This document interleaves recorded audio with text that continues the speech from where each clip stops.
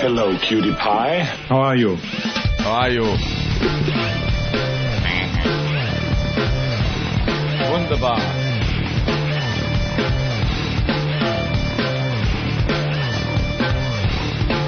A message to all our critics.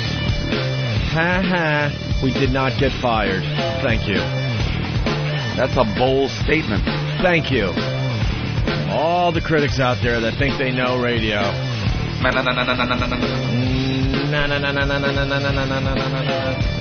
taped for nothing! You comfy? Oh, the critics thought they had it all figured out. Go fuck yourselves. We know how to do radio. Opstay owing cray.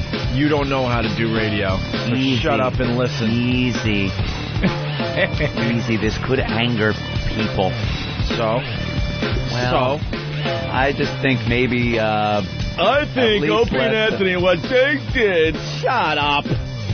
Well, yeah. I like you did the typing, guy. Thank you.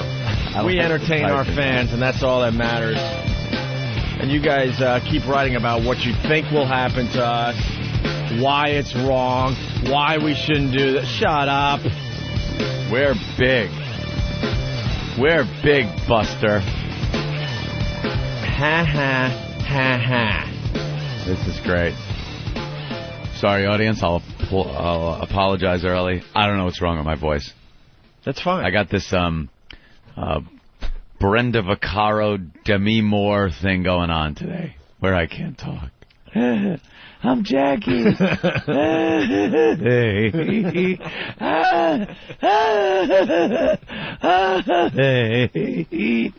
Don't do that. Horrible. Then your voice will really be shot. We got so much going on today, man. So much going on. Yeah, I see a bunch of stuff in front of you. Well, I'm looking at Jennifer Aniston's topless pictures. Nude pictures of Jennifer Aniston. Yes. How nice is that? They're very nice. But apparently... Nicer than I thought. And she has more going on up there than I thought. Yeah. I thought she was padding.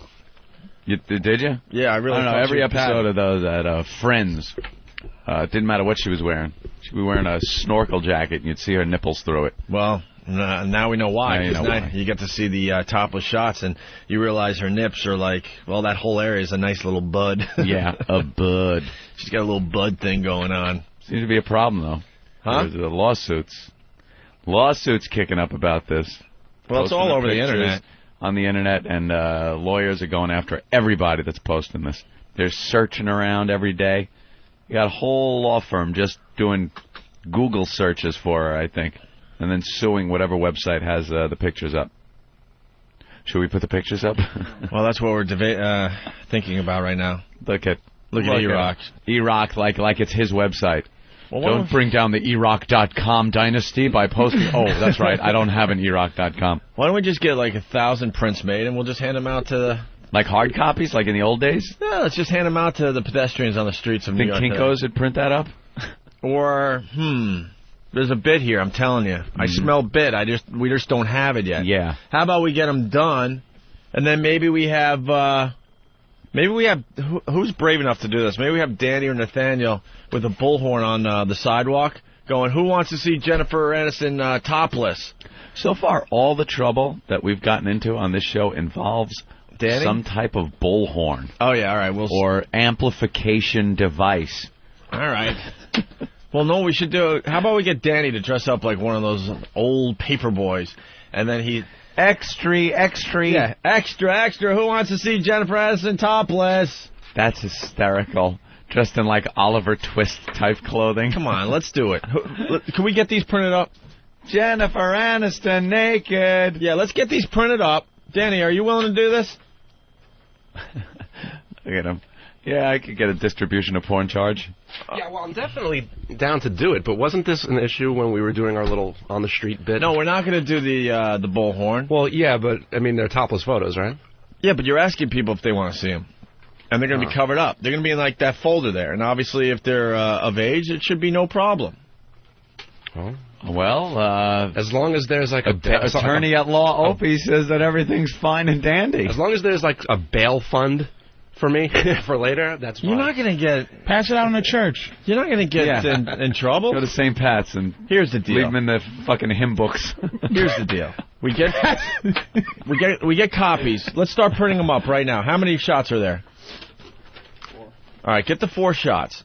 We get them all covered up nice in a folder. And then you just stand outside and live on the air, just yell, extra, extra, who wants to see Jennifer Aniston topless? And then if they come up and go, ooh, me, and they're of age, then you give them a little peek. Do they have to show ID? Yeah, sure. I suppose they'd have to. Yeah, if it's questionable, of course. Yeah, if you see some old guy or old lady or something like that, that's fine. But I think I'll play this one safe. You're going to play it safe? And then we get the comments of the pedestrians as they look at Jennifer Aniston topless. I'm just listening to Opie Mason over here. I know. Yeah. What? Well, see, the logistics of it. And yesterday I was trying to be all logisticy and shit. And he's like, listen, man, we've been there, dude. As long as the folder contains the images of Jennifer Aniston, if you look back to Johnson versus Harrison back in 1955, this is a precedent that we are using to have the ability to do this type of blah, blah, blah, blah, blah, blah. And then Monday, you two y'all will be, oh, man. Sorry. You never seen this, I'm telling you, dude. It's not this. We didn't see this coming. We saw this coming. Once again, Kitty looking real bad for the O&A show. Child endangerment as O&A shows titties to 4-year-old that they thought was 18 and a half. But damn, they had an ID and... The fuck you doing inventing shit like that? 4-year-old. How old are you, little boy? 18 and a half. Well, he had a deep enough voice. Danny's in jail for fucking... Seemed like his driver's license looked legit. Seemed like he was of age. Come on, who's with me? Who's with me? I am. All right, can we... But Danny, before you do it, can we hear your extra, extra?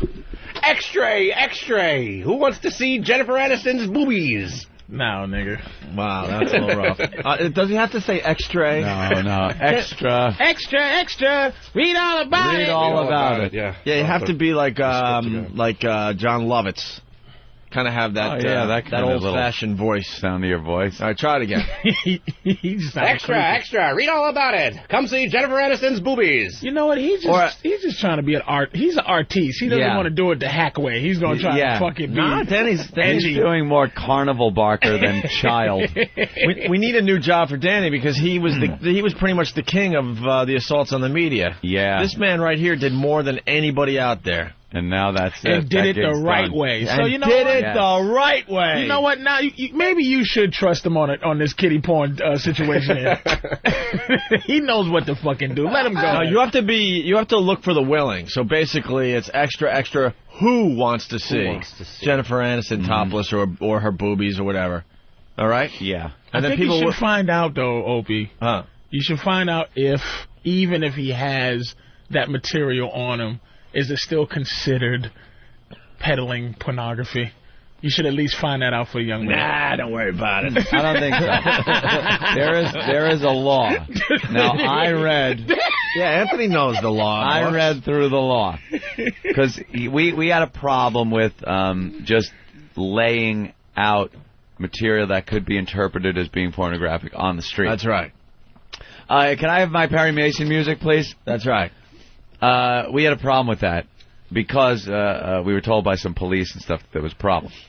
The law states that you cannot put a nude man or nude woman picture laying on the street where it is visible from a car, pedestrians on the sidewalk, or even a building, an open window out onto the street in public.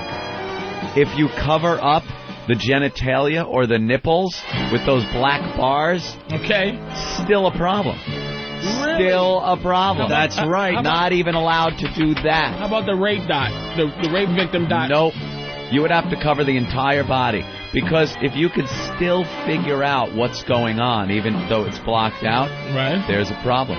So if there's a guy and a woman and they're in an embrace and they're nude and you cover up just their genitals, you know that they're having sex. All right, now I'm playing the Still devil's porno. advocate now because you know that I you know understand. I've bumped into a cop or two, Mm-hmm. and I'm telling you, there's nothing worse than fucking with a cop and saying and like announcing that you know the law. The law. No, they don't like They don't that. like that. So I'm just trying to find out the devil's advocate. Now, if you say extra, extra, who wants to see such and such's titties? Jennifer Aniston naked. Yep. Is that not like saying, hey, I got drugs? If pornography is illegal to show in public, is it illegal to say? display. Is it illegal to display? Is it illegal to say, I have this? No, because that you're not can see? announcing that you will be displaying it. You're not saying extra, extra. Hold on, start his music again. We got to make it official. Yes, it is not illegal because you are not announcing that you are publicly displaying it. This will be a private transaction between our newsboy. That's right. And a person who is willing to see this material and of age. And let me add, we have no muff shots. There are no but the breast shot still is not legal. Not legal to publicly I'm down with it. display. I just don't want to see you guys in an emotional whirlwind. Well, someone's suggesting that there's somebody, little man on the West Coast with a chest full of shit right now yelling, no! And he's on the phone. Jim Norton, everyone. Hi, guys. What's up, Jim? Jimmy. Hi, Patrice. What's up, Jimmy? How are you? I'm just getting ready to go to bed, and I figured I had to call in and say hello. Oh, that's very nice of you, Jimmy. I know. Can you cocksuckers please not blow up the fucking farm while I'm gone? Can you please just keep things moving until I get back? I don't think you've slept in a few days, huh? What a nightmare. What's the matter? And you're so far away from the action, it's got to really be killing you. No new coattails blowing in the breeze for you to jump on if we fuck this up? Please, at least Louis C.K. isn't going to wreck it when I'm gone for 2 weeks.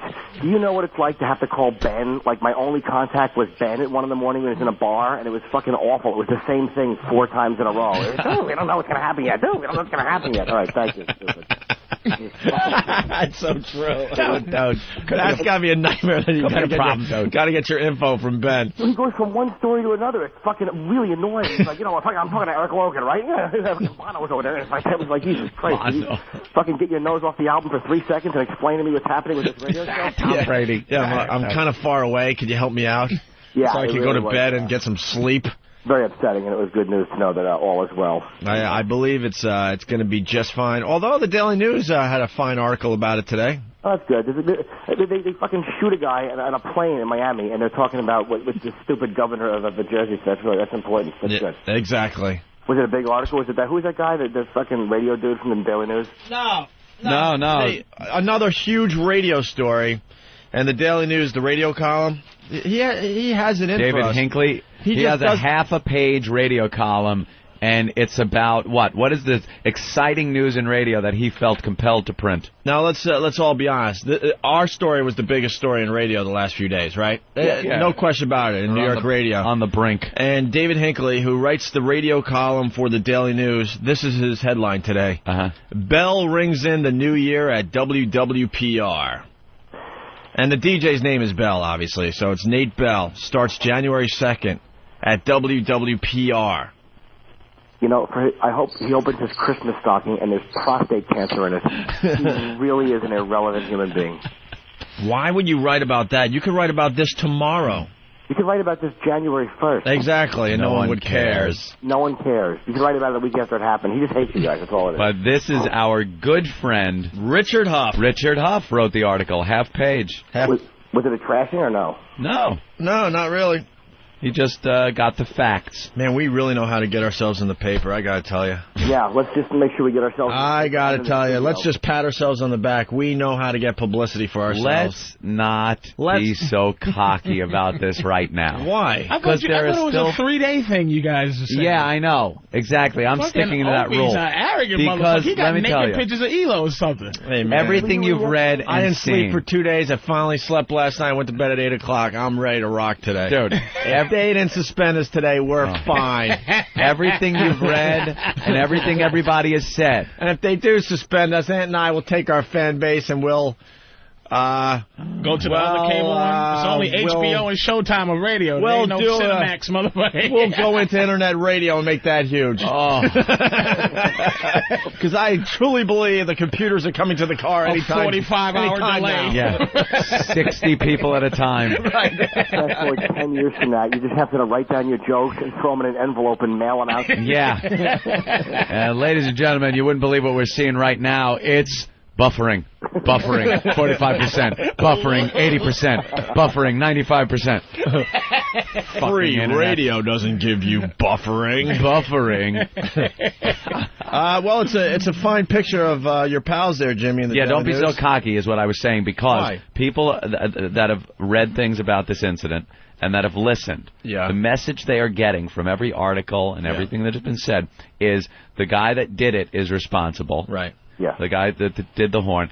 And we have stated the rules numerous times. And then the most important thing is, it says in that article right there that we thought it went over the line. Do you know what? Now that looks to me as somebody looking in like, all right, they even realized that was over the line. If Opie starts crowing about this now, people listen and go. I was trying to be Captain Positive Negro yesterday. Like, yes, look, you fellas. are. Fuck that. Let me tell you, this is how I was being come on, Patrice. You were being all cocky. And y'all was like, listen, you fat newbie. You just don't know what we know. What it's like. What our eyes have seen. The killing we've seen. We've seen the coming of the Lord. And you motherfuckers call me. I'm like, yo, this dude. A day later. And now, Mr. Now he's spouting off. We know how to get the press. We played you motherfuckers like you. That's what it sounds like. No, dude, that's what you're saying. Oh, we know we play them. That's what you're saying.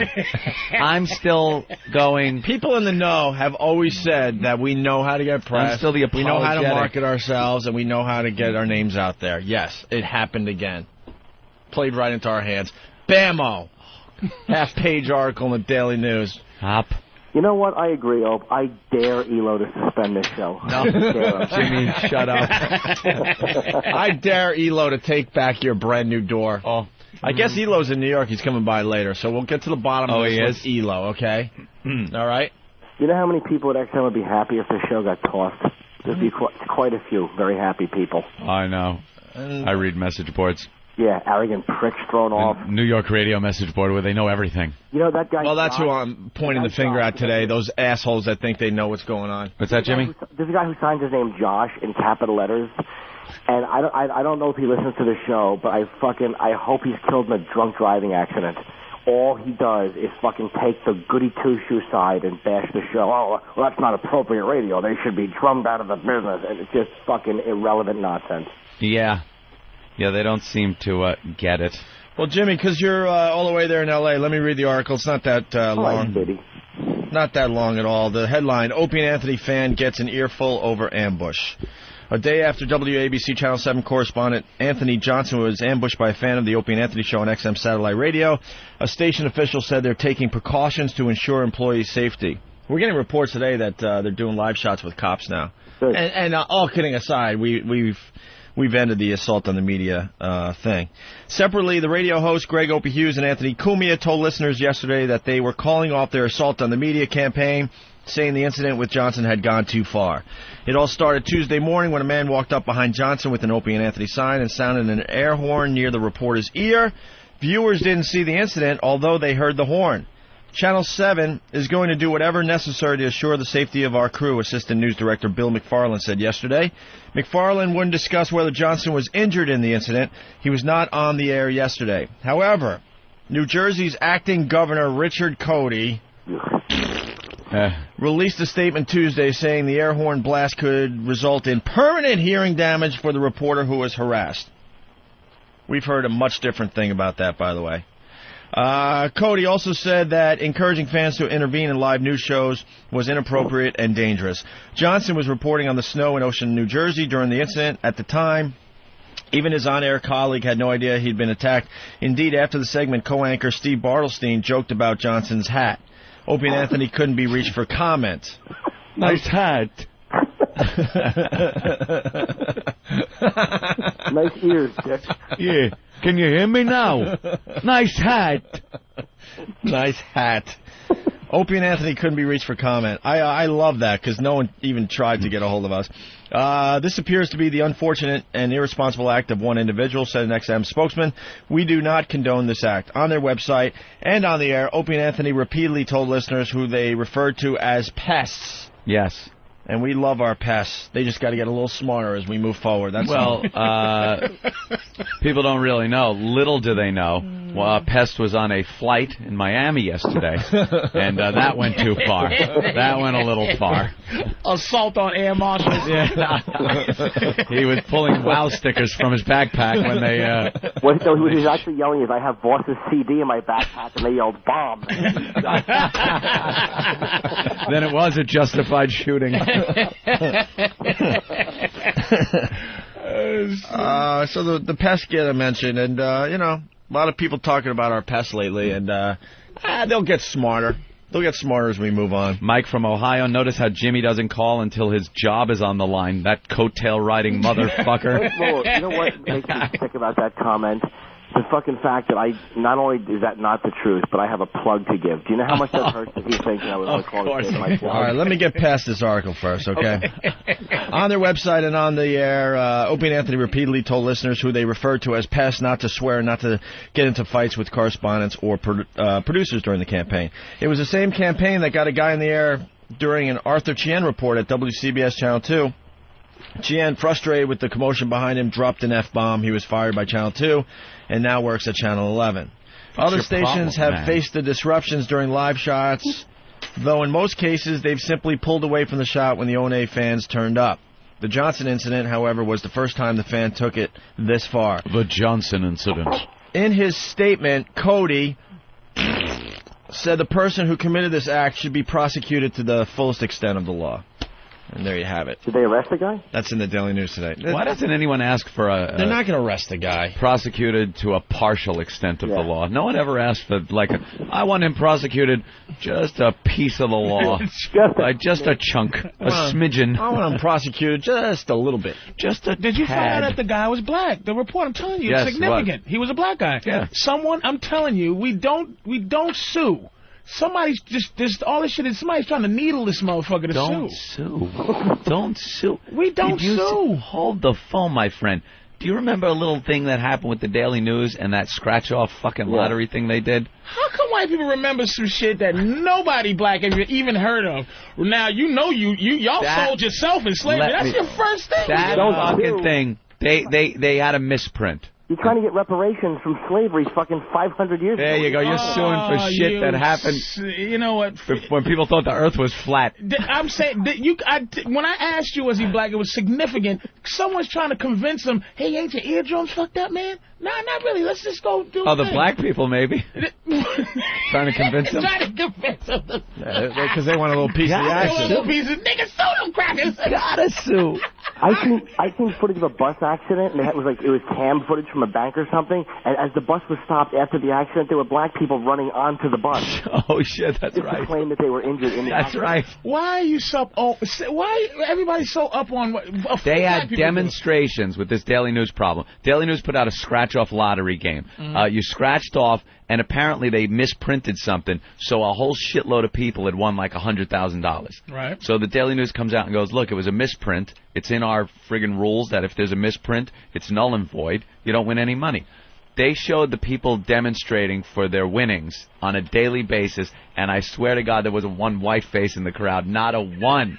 So then they come out and say, all right, everybody, we'll take your tickets. When do white people demonstrate? White people demonstrate. They don't. Like you do. They We're make working. calls. Right.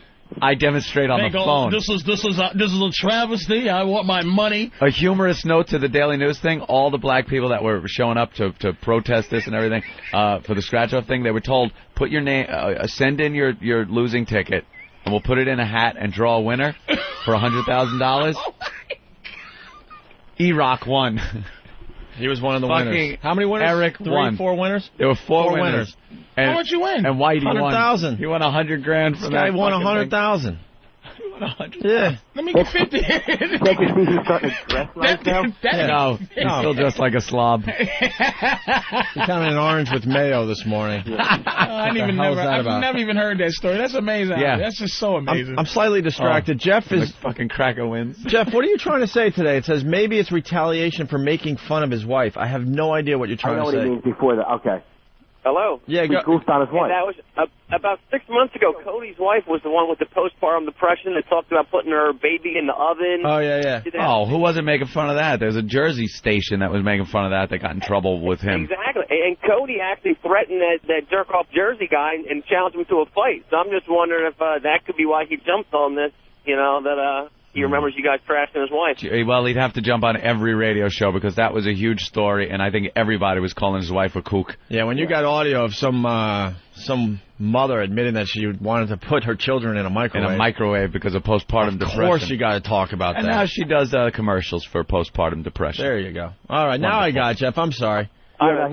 Still looks nutty as a fruitcake on those commercials, but she's telling you everything's cool and where to Well, get. she's actually telling you how to cook the baby. Like, don't overcook it. You have to baste its little feet so it doesn't cry. There you go. Baste his little. You wrap them in foil so they don't get crispy. And the thing is, because I'll have a wing. Hey, Henry. Oh man! The problem with the Jersey thing is it's so close to Philadelphia. I mean, who cares about Philadelphia on New Year's Eve? I mean, does it matter that I'm going to be at the Tower Theater? Nobody gives a shit. Wow, I had such time to jump out of the way of that plug, knowing where it was going. That was pretty obvious. It was awful. So, New Year's Eve show? Yeah, I just have to go to bed. I'm doing the New Year's Eve with Voss and of course my new opening act, Colin Quinn. He's gonna hate you. I can't believe Colin's opening for you. I can. Believe me, all my friends. Fucking Patrice, you're next. You're the final holdout. Yeah, you know better. Is it I'll true? fucking be homeless for open for you cheese ball. Jimmy? 58. His dignity is finished. What? When Voss's teeth hit the floor, it's New Year's? Is that what, when he tells a stupid joke and his teeth fly out of his head and hit the ground, Happy New Year, everybody. Yeah, thanks for turning us on to Voss and all your other crazy friends. Voss is in here on Monday. We're trying to continue with this fine radio program while Jimmy's out in L.A., Voss is sitting in, and he can't even get punchlines out because his teeth are falling out of his and not one out tooth. Of his mouth. Half of his upper teeth were flying out of his face. Fellas, he just had a car accident. It was before the car accident. He had a car accident? His Mercedes got rear-ended. Oh, that's great. Got destroyed. He totaled his Mercedes. I don't think he's hurt, but he might be because he might be. Nah, he's all right. Is he searching eBay for another vehicle now? Is that what he's doing? He sent me a picture too on my phone of his bashed up car. How bad? It's those trucks can do that if they're 2 inches away. And, right, a truck hit him. Yeah, so yeah, he'd be hurt if it hit him. And what happened is he backed up, and the truck went forward. Something happened that was his fault. It looked like his fault. Yeah. So it just the way it was. I think he was looking for some cash. It's messed up. I think he was looking for some cash. Now he's walking around probably with a neck brace today. He's too dumb. Voss is a day late and $1 short, man. Yeah. Yeah, he really isn't. He's like, he won't sue either because he's just too stupid. He thinks like he'll say something really stupid in court about how he can't work anymore. You know, he's just a fucking fool. Well, Jimmy, they're saying. Oh no! Oh no! They're saying you have to go. Getting the signal. No, well, you know what it is? I think they're saying that I got to do another call. It's so sad that you don't even hear people out there, but you just feel the all righty. Like you can feel it. It's nothing worse. It's just us three and Norton's on the phone, but you feel millions of people going. In cyberspace, there's a look. We're getting the wrap up sign. Yeah. I don't know. You got other radio shows to call today or something? What? Huh? When you do that when the person's in studio, you don't do that when the guy is sitting right there going, they're telling us you got to go, and no one has said anything. Well, no, We heard your publicist cut into the call and say that you have other things to do. Yeah, we can only hear that. You didn't hear that. Oh, okay. Jimmy is right, though. We'll have people in here, and also I'll just go, they're telling us you got to go. And I've actually seen the guests, look behind them like who? Whoa. I didn't bring anyone with me. And as serious as I could keep it, I'm like, no, man, they're telling us you got to go. And they just get so confused, like, what the? No one told you shit. All right, boys, we'll have a good show. I had to just call and say hello. And New Year's Eve, Tower Theater with me, Voss, and Stupid Colin. Tickets on sale this Saturday at 11. All right, Jimmy. I'll see you, boys. Don't be a stranger. All right, Jimmy. Go to sleepy. Bye. Night. Bye, Patrice. Bye, All right. Jim Norton, everyone. Very early for Jimmy out there in Cali. 4:30ish, maybe. I would have just said 35 past the hour. All right. Paul the trucker. Paul? Hey, boys. Hey. First Paul. time getting through. Right. Hey, I was flipping through the channels last night because I listened to the replay all the time yesterday, and Bill O'Reilly replay was on, and Hulu was on there, and that delusional motherfucker was like, Bill O'Reilly's asking him, well, what do you get when you're going to be on Sirius? And he's like, well, what you get is, and this is what was so ridiculous. It wasn't all the programs for Sirius first. It was my 2 channels first, then all the programs for Sirius. And then Bill O'Reilly was like, well, are you going to use more cuss words now that you're going to be on satellite? And he's like, I don't have to do that to do a radio show. I can do a radio show. And I'm going, you delusional cocksucker. I hope your limo gets hit by a freaking bus on the way to work. All right. Thank you, Paul. Very good. He was all over the place, wasn't he? Well, we did all those interviews a little over a year ago and said pretty much the same stuff. It's the standard. We ought to write a book, Opie. We ought to write a book because there's going to be a lot of terrestrial radio people that come over to satellite. It's just happening. It's going to continue to happen. People are miserable in regular radio, all the jocks. Everybody in satellite radio gets calls on a daily basis from radio personalities saying, what can I do to get over there? How can I get into satellite radio? This stinks over here. If we put out a book with just the statements that you're supposed to say during the initial couple of months before you go, we'd be rich. Oh, that's right, we are. We'd be... don't you get the sarcasm in my voice when I say that? No. You're rich. No, I'm not. I'm not. How am I rich? I don't know. You saved your communion money. I try to save a little bit. You're right. Let's say hi to Nick. I spend. Easy come, easy go. I had it, and I went with it. Me a bag of shells. He's not going to make it to 9 o'clock. What? Your voice. It's shot. Nick, what's going on? Yeah, I wanted to back up a little bit. How come the Daily News can get off with a disclaimer saying they're not responsible for what happens with mistakes and shit, but you guys do, you said don't hurt anybody, and you're not let off the hook like they are. Maybe you ought to just reword it or something. You know what I mean? Well, the Daily News gave us a fair piece, actually. They usually, the papers usually trash us pretty good when we fuck up. So. No, they did the right thing? Yeah, I think it's all right. It's all right. Well, reword your thing anyway. What the hell? Can't hurt. All right, Nick. Thank you. All right, man. Bye. Oh, this is actually really, really funny. Dugout Doug, one of the pests. What's up, Doug? Hey, good morning, fellas. Good morning. Hey, I was wondering if you guys saw the press release on Tissue Time with Beth and Allison. Yeah, you guys are crazy, man. This is what I was saying a little while ago. We still love the pests. Absolutely. We support the pests. We just, we're hoping you guys just get smarter as we move on. That's all. Right. Yeah, just smarter, more clever, more creative. The pests, they sent out a press release that has been picked up by a few different places. News organizations. Yeah, Yahoo News posted it, right? They're sending out press releases. They do all our dirty work for us now. That's hysterical. Yeah, we're going to, how shall we say, spam the media in a different light. Oh, a spam the media promotion. Yeah, I personally never We'll get in liked trouble. that assault on the media thing anyway. I stay away from that. I never liked it. That's okay. That was, I'm just trying to separate myself personally from that so I can keep doing this on the radio. Right. No, you guys will get smarter. There's definitely a place for pests on this radio show, definitely. We just need to figure out how to make it a little smarter, that's all. And, well, the press release, I got to read it because it's really, really funny, man. And I can't believe they actually printed this on a very respectful website at Yahoo. The headline, satellite radio fans treated to a radio first with the debut of Tissue Time with Beth and Allison. There's the press release. It says New York, December 7th, PR Newswire. In what appears to be a pioneering move for the satellite airwaves, the latest bit on the XM satellite radio Opie and Anthony Show has listeners conducting graphic and uncensored phone sex. There are plans to extend the bit as its own show every Saturday night on the XM High Voltage Channel 202, reports the program's fan group, O&A Army. The explicit nature of the show is perfect for satellite radio, which is not limited by FCC constraints. The concept of having females host a show for listeners to call in and have phone sex with the host while broadcasting the calls live is revolutionary. Yes. Auditions for the role of host will be done live on the Opie and Anthony Show. When asked to comment, host Greg Opie Hughes stated, "This just goes to show how hard we work to put on a quality show. We have so many things in the works. I think this one is so brilliant it is bound to be ripped off sooner than later."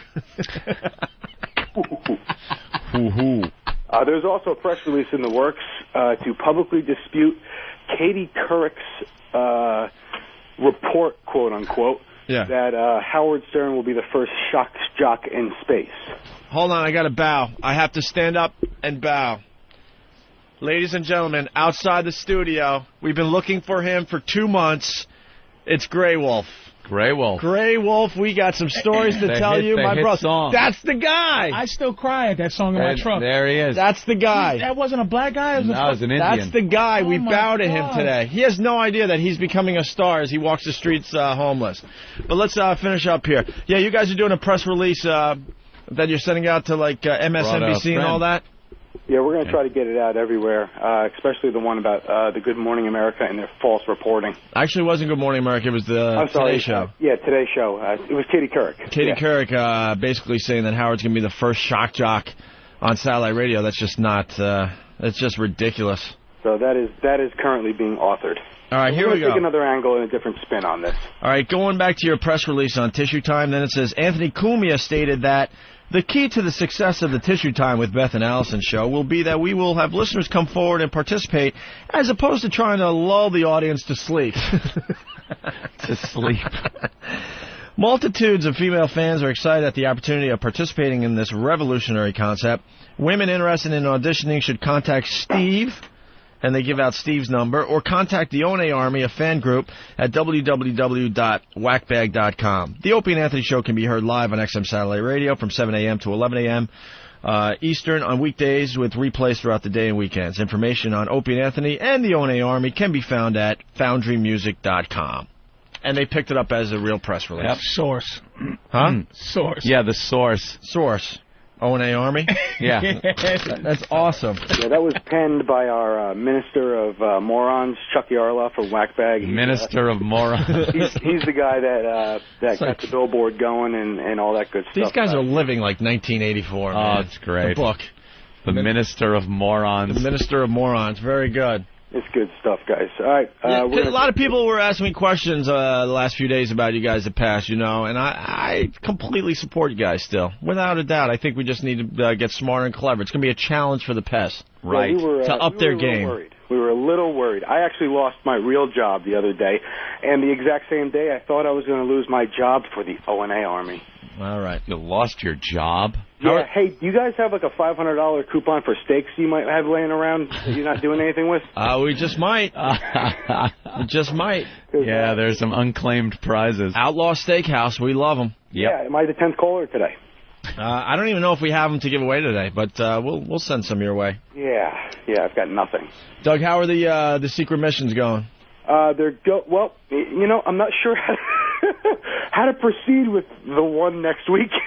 Gotta improvise, adapt, and overcome. That's right. That's right. You guys will figure it out. How's that sound? I don't really know if we still want to do that one. You guys, you know, I don't know. Someone maybe can let me know if that's a good idea or not. I think if you do it in a peaceful way, there should be no problem, right, Ed? All right. Yeah. Beautiful. Yeah. And I'm going on the record, because they might need this tape. Oh. I don't see a problem if you do it in a peaceful way. That's what we've been saying. It's always got to be done in a peaceful way. That's right. That's right. Break it down to it. It's radio shows. I mean, you can have fun, act like idiots, but nothing should ever get that out of hand where anybody gets hurt or does anything. Right. Or physical. All right. Well, thank you, Doug. Beautiful, all guys. about fun. That's what we are. That is really funny. These guys send out their own press releases now. That's hilarious. All right. What does MySpace Debbie want? Is this your friend? Yes, she's my friend on MySpace. MySpace Debbie, what's up? Good morning. How are you? Good. First of all, Anthony, how's your MySpace account going? Oh, it's blowing up. But do you have totals? Is Anthony beating Jim Norton yet? I haven't signed up any of my newest friends today, but I should have a few. Debbie, so people can see your MySpace? Yes. What is it? It's MySpace / what? Debbie Davids. Debbie Davids? Yep. All right, there you go. And check her out. Okay. She was I had her up there on my friend list before I put our soldiers up there as a tribute. Yes. I'd actually put firemen up there and police officers. I get a lot of the heroes as my friends. When are you going to do the strippers? Jimmy already does that. He's a sleazy guy. He doesn't have real strippers, though. He has the chicks with dicks. Trannies and... Yeah, no, you got to do the real heroes and That's what I do. Do a day of strippers. Just one day. They're heroes. Jim has 7,059 friends. Anthony, still behind, but getting closer. 6,353. I am constantly that same amount behind him. I don't understand what I got to do to one put it day over the top. where you just throw strippers up there. I've exposed him to being like a sympathizer of Al-Qaeda. I've exposed him for not supporting the troops and for being a flaming homosexual who likes sucking the dicks of guys that impersonate women. And what else do I have to do? I'll tell you what you have to do. Anthony wanted this on the down low. Mm-hmm. But, I think you need to pass Jimmy today. Yeah. If you want to see topless pictures of Jennifer Aniston, they are posted on Anthony's MySpace account. Right. They're up there right now for your viewing pleasure if you sign up to be one of his friends. MySpace.com/Anthony Cumia. That's right. Cumia. There's no spaces, no nothing. It's Anthony Cumia. That's one right. word. ANTHONY CUMIA. These pictures are highly illegal, but Anthony has them. That's right. I will be distributing those very pictures. That's right. To all of my good friends. That's right. Watch me pass Jimmy Norton. I don't care. I say, screw these laws against our freedoms. These are freedoms that we hold dear in this country. The freedom to see Jennifer Aniston's tits without any of that pesky covering. That's what I know everybody wants to see. And if voted top friend over Jimmy Norton, will give you those pictures. Thank you. Thank you. I will get... Thank you. Thank you. Thank you. Thank you, ladies and gentlemen. Thank you very much. Those pictures will be yours. I believe we are all free to see these pictures. You respond to these people like that? What's the idea of this thing? People, you had never been to MySpace? The idea is... I respond. The idea is you promote yourself. Something you don't do well, Patrice. We're trying to teach you. Stop. That's her? Yep. That's one of your friends? That's one of my good friends on MySpace. Debbie Davids. Wow. Can we give out your website? Absolutely. DebbieDavids.com. My free website. Free. That's what it's all about is freedom. Let's see what we get for free on DebbieDavids.com website. It's DEBBI, by the way. It's a good friend. That's right. Everything's free. Videos, wallpaper, great pictures. I would never charge for stuff like that. So how do you make your money? All my modeling shoots. All the stuff I go out and do, the print jobs, commercials, advertising, stuff like that. And you're a fan of this show? Absolutely. Oh, wow. But, I'm calling back because when I called in Monday and, boing, everybody started calling me a tissue teaser. Okay. You know what? Yeah, remember her mom called up. What's wrong with my memory? Yeah, your mom didn't want you playing Tissue Time. Right. She didn't want me to do the phone sex, and, I cut a lot of crap about that. And so I thought about it, and all week I have been practicing this Penthouse Forum story for you. Okay. So I called back to see if you'd let me read it. Yeah, we could go to break with MySpace Debbie reading a naughty story. It's very nice. And those penthouse forums are naughty. It's another angle that we're taking with this tissue time. Mm-hmm. So, guys, if you got a tissue handy, we're going to have Debbie read you a nice little story. Yeah. It's tissue time with MySpace Debbie. Tissue time. You ready? Yeah. I get the voice. Elise and I have been best friends since college. We share the same birthday. On our 27th birthday, we went to dinner and then stopped for drinks before heading to her place. Hold it. I'm sorry to interrupt you. Can you make it on your 15th birthday? Oh, yeah. At least, let's see, 19. 19, okay. Yeah. Start over at 19. And you got to explain yourself for the radio audience, because we're getting new listeners every day. You're blonde. How tall are you? I'm blonde, 5'6", 34D, boobs, great ass. I like beer, pizza, football. All these fat broads are just screaming at you right now. Fucking bitch. She's Well, get off your ass and run. like all hot and everything, and she eats beer and pizza. Why can't the ladies get the that one part of their body to tan? What's that? I just saw a picture. Go back. What part? That part under the ass. Like the part where the leg meets the ass. Because it's if you're a girl and you have an ass, that part blocks the sun. It's just an amazing thing, though. Where are you, in a fucking orange grove, naked? What is that? You're like, it's like the Sound of Music. You're up on a hill, but you're naked. I think that was actually out in Wyoming.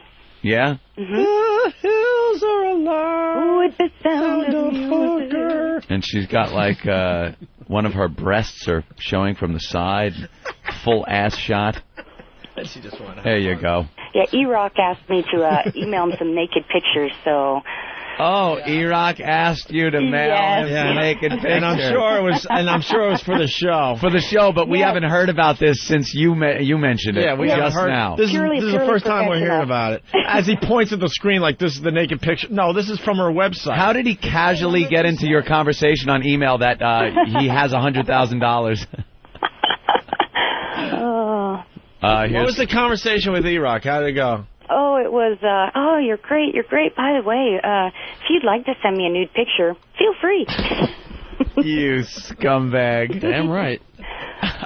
It's show prep. Could you cover yourself in mayo and send me a picture of you in a mayo bikini? Well, is Miracle Whip okay?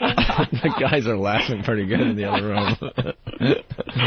E-Rock loves his mayo.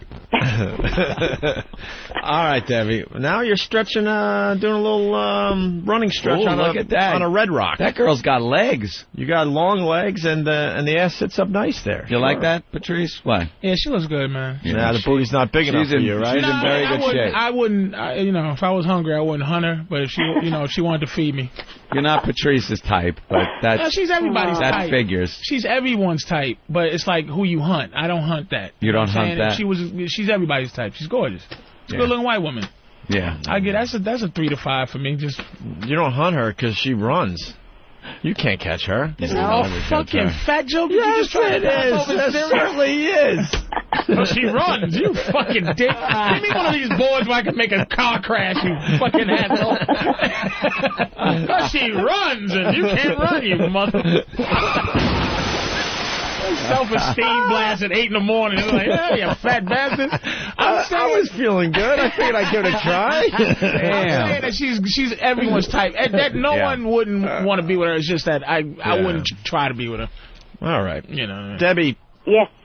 You got to make it sound like you're not reading, and you got to be more breathy. And it also helps if you tell everyone you're naked, even if you're not. Oh, I am naked. I made sure before I called I was naked. Perfect. How can you prove you're naked? See?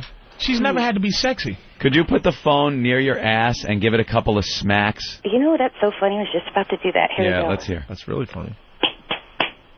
Did you hear that? Sounds very tight. Oh, yeah. Why aren't you believing that, Patrice? She just doesn't have the skills to be sexy. She doesn't need to be. She just walks up the street and everyone does it for her. She doesn't know how to be like this. You don't like her sultry voice? Yeah, she hit her ass, that hard ass. She doesn't know.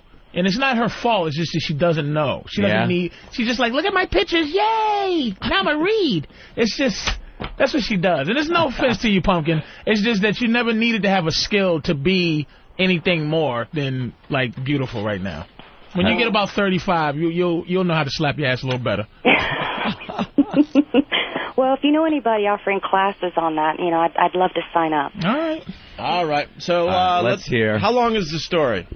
You know what? I was thinking, let me condense it down a little bit. Let me set it up for you. Right. Me and my 19-year-old girlfriend, it's our birthday, and she has decided that a great gift we would give each other is to masturbate in front of each other. Ah, lovely. Elise brought a pillow and a sheet from her bedroom and placed them on the sofa. She'd also brought her bag of pleasure toys to choose from and emptied them on the coffee table. Then we undressed. I'd never seen Elise in anything less than bra and panties and was awestruck by her naked beauty. I told Elise I wanted to watch her do her beautiful thing first.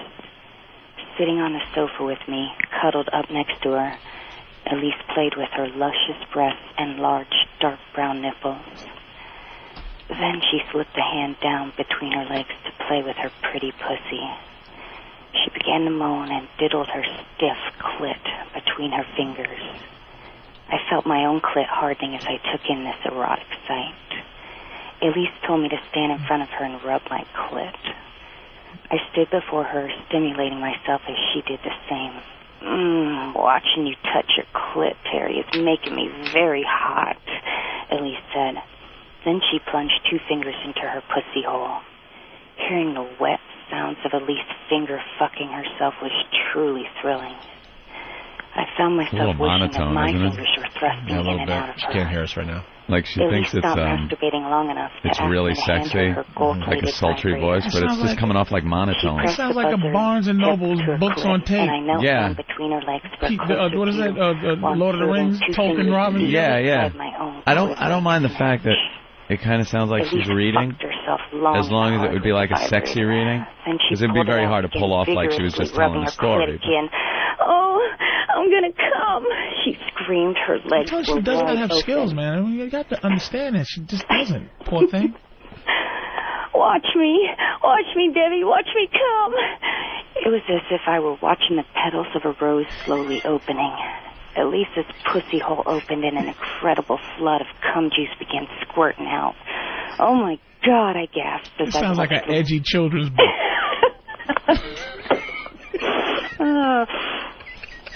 Keep going. We're digging it. Oh, my God, I gasped as I watched Elisa's orgasm splashing out from within her. Oh, that's beautiful, I said.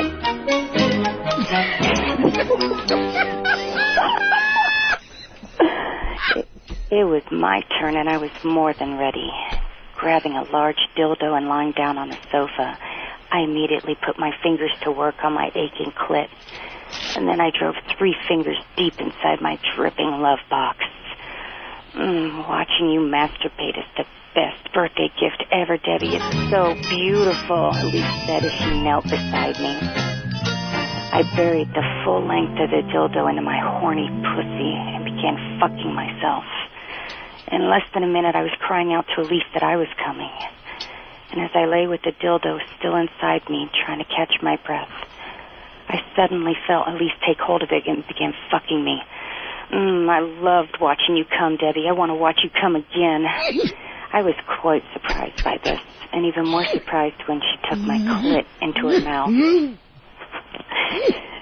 Elise, oh my God! I screamed, my body twisting wildly as Elise fucked me with the dildo while sucking on my clit. And as I cried out again that I was coming, Elise quickly pulled the dildo out and covered my pussy with her lips to receive my release. I guided Elise down on top of me in a 69. It was the first time either of us had been in this position with another woman. For more than 20 minutes, we remained locked in this incredibly beautiful love embrace, each drinking in each other's sweet nectar. It was an incredibly wonderful birthday gift indeed, a gift that Elise and I still give each other. Hello, exactly! Was that it? That's it. Wow. Hey, Nick, what's going on, Nick? Nick in Boston. Hey, I think we need to gas this bitch and get Michelle on the phone. Wow, they're calling out for Michelle already. Oh. They're calling out for Michelle already. I thought it was a fantastic job. Maybe because the story didn't have enough sex in it. Yeah, it was one of those girly stories. I think I could write something a lot better than that. All right, we look forward to your writing. Yes. MySpace Debbie. Very good. All right, Debbie. I have to give a shout-out to my good buddy, Brother Joe. Oh, really? Yeah. What's up with Brother Joe? Are you sending him naked pictures, too? Well, we're going back and forth. We're writing each other. Oh, isn't MySpace wonderful? Oh, my God. What the hell's going on? And, you know, I do have a link on my website, which is an O&A tribute. Telling everybody what the really? Uh-huh. An O&A tribute? Mm-hmm. And I have a recorded copy of my story in case anyone missed it, and they can actually go through a gallery of photos with of me while they listen to it. Well, there you go. Hit send, tell everybody. Hit send, tell everybody. Hit send, tell everybody. MySpace is a great example of, I think I've said this before, of how AIDS spreads. Like, you go on there, and when you first go on, it's just you. It's just you. And then through friends, and then friends of friends, and you wind up, you're all connected in some way. You had some type of relationship with this other person. And it just can show you how quickly things like AIDS spreads. Yeah. All right. So, Brother Joe's just trying to help you out with your career, or you guys are going to write a song parody together? Maybe I'll have him help me write my dirty story. Or just some casual conversation. Of course. I'm just messing around. All right, Debbie. Well, thanks, guys. I didn't want to be a tissue teaser. I at least wanted to give the audience something. I tried. Oh, no, it was great. One other thing, Debbie. Mm-hmm. Oh. Oh, thank God. No mercy. Yeah, she was like,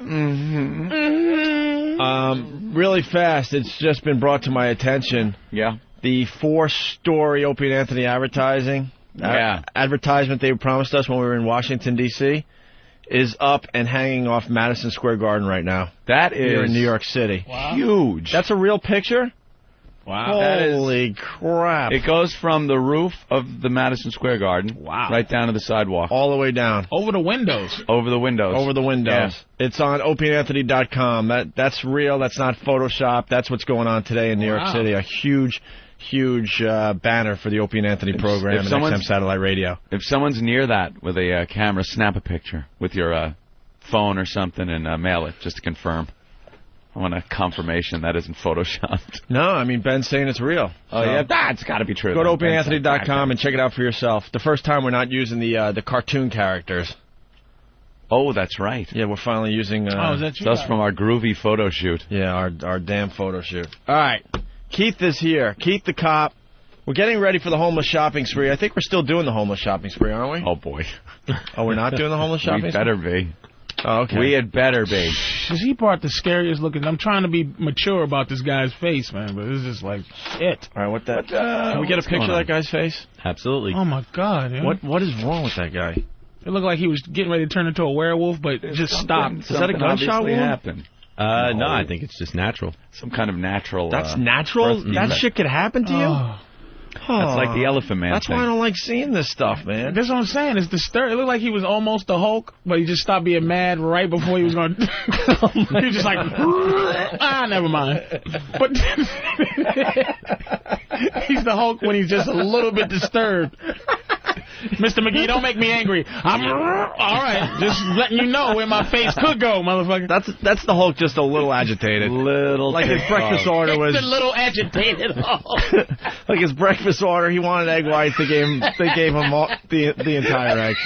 So he's just a little pissed off. Someone trying to kill him. No, or, he's got to lift a car off of somebody. It's like, that's a little road rage. I wanted black coffee. They put sugar in this. It's a little road rage. All of a sudden, someone cut him off, and he's... And then the moment passed. You got to get to work. Just to let you know, I am almost a Hulk face. Holy crap. It obviously he looks great when he turns to the side. Oh, my God, man. It's disturbing. This is not fucking fair. Look at Patrice, look at when he turns to the side. I've seen the motherfucker. It's just like he's like... It's like some kind of bone thing. Oh, no, you know what it is? You ever see the Hulk, the original series? Yeah. And it's just the monster within, and it's David Banner's half of his face. Oh, they showed half and half. Yeah. That's him. Half a Hulk face. That's his moniker.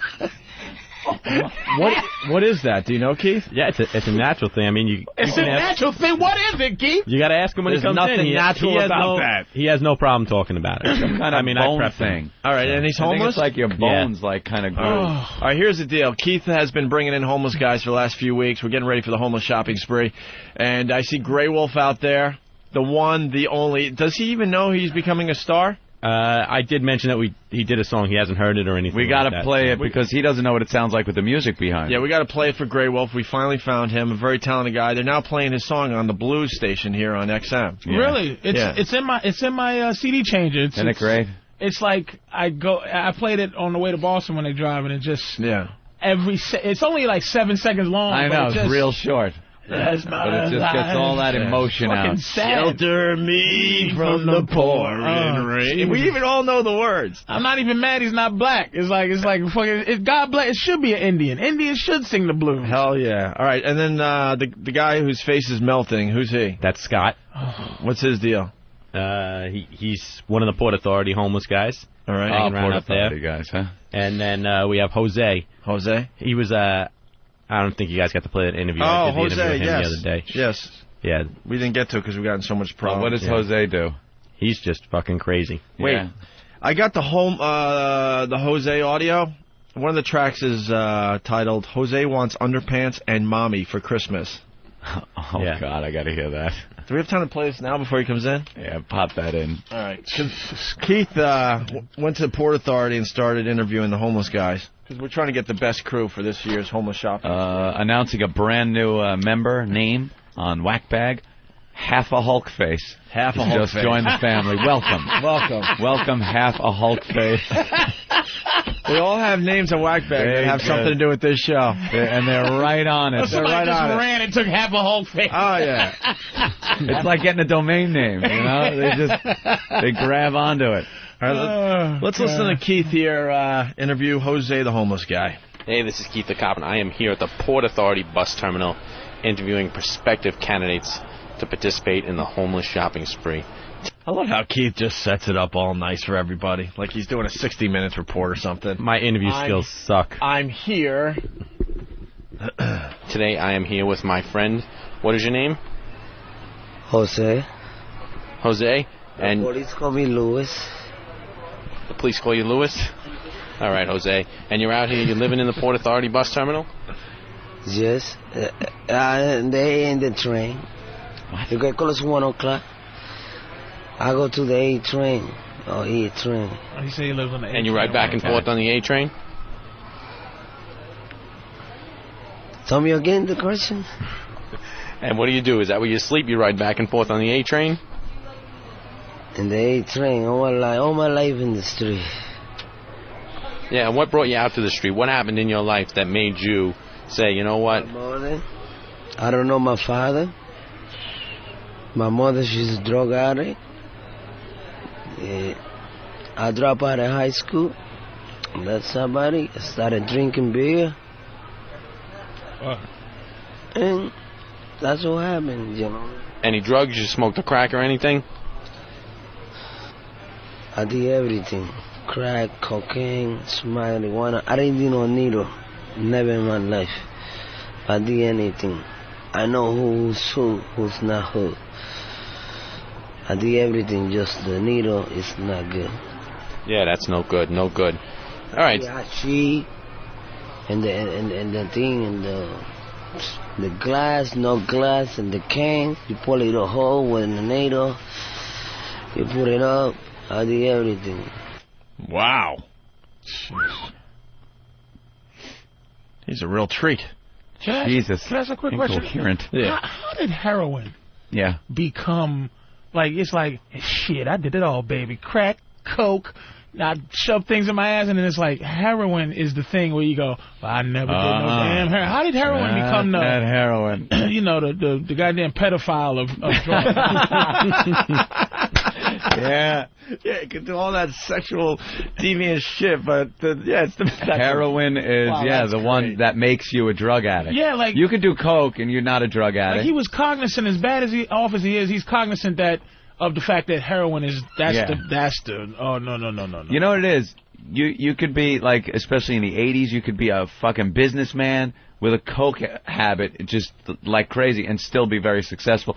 People smoke pot every day. They go to work still. They can function off of that. You never see the guy, the heroin addict, holding down the job, taking care of the family with a heroin habit. That just seems to be the drug that puts you into that just a drug addict category. You can be a drug addict, but a family guy, you're working. But heroin, you are just a drug addict, nothing else. The other drugs has an and. Yeah. He's a crack addict, and he's a businessman. And a father of 4. Right. There's no and after heroin. No. He's on heroin. Nice talking to you. He's on heroin. That is it, man. Period. No comma. The comments coming in from our banner hanging on Madison Square Garden. Oh, boy. Yeah. Oh, boy. And let me tell you, always guys. Guys. Oh, boy. I got to tell you something, gentlemen. I would never call up or anything about, like, a guy's looks. Like, I would never go like, wow, he's not handsome. Or this guy looks gay. Or something like this guy... wow, Ant, you look really gay in the banner.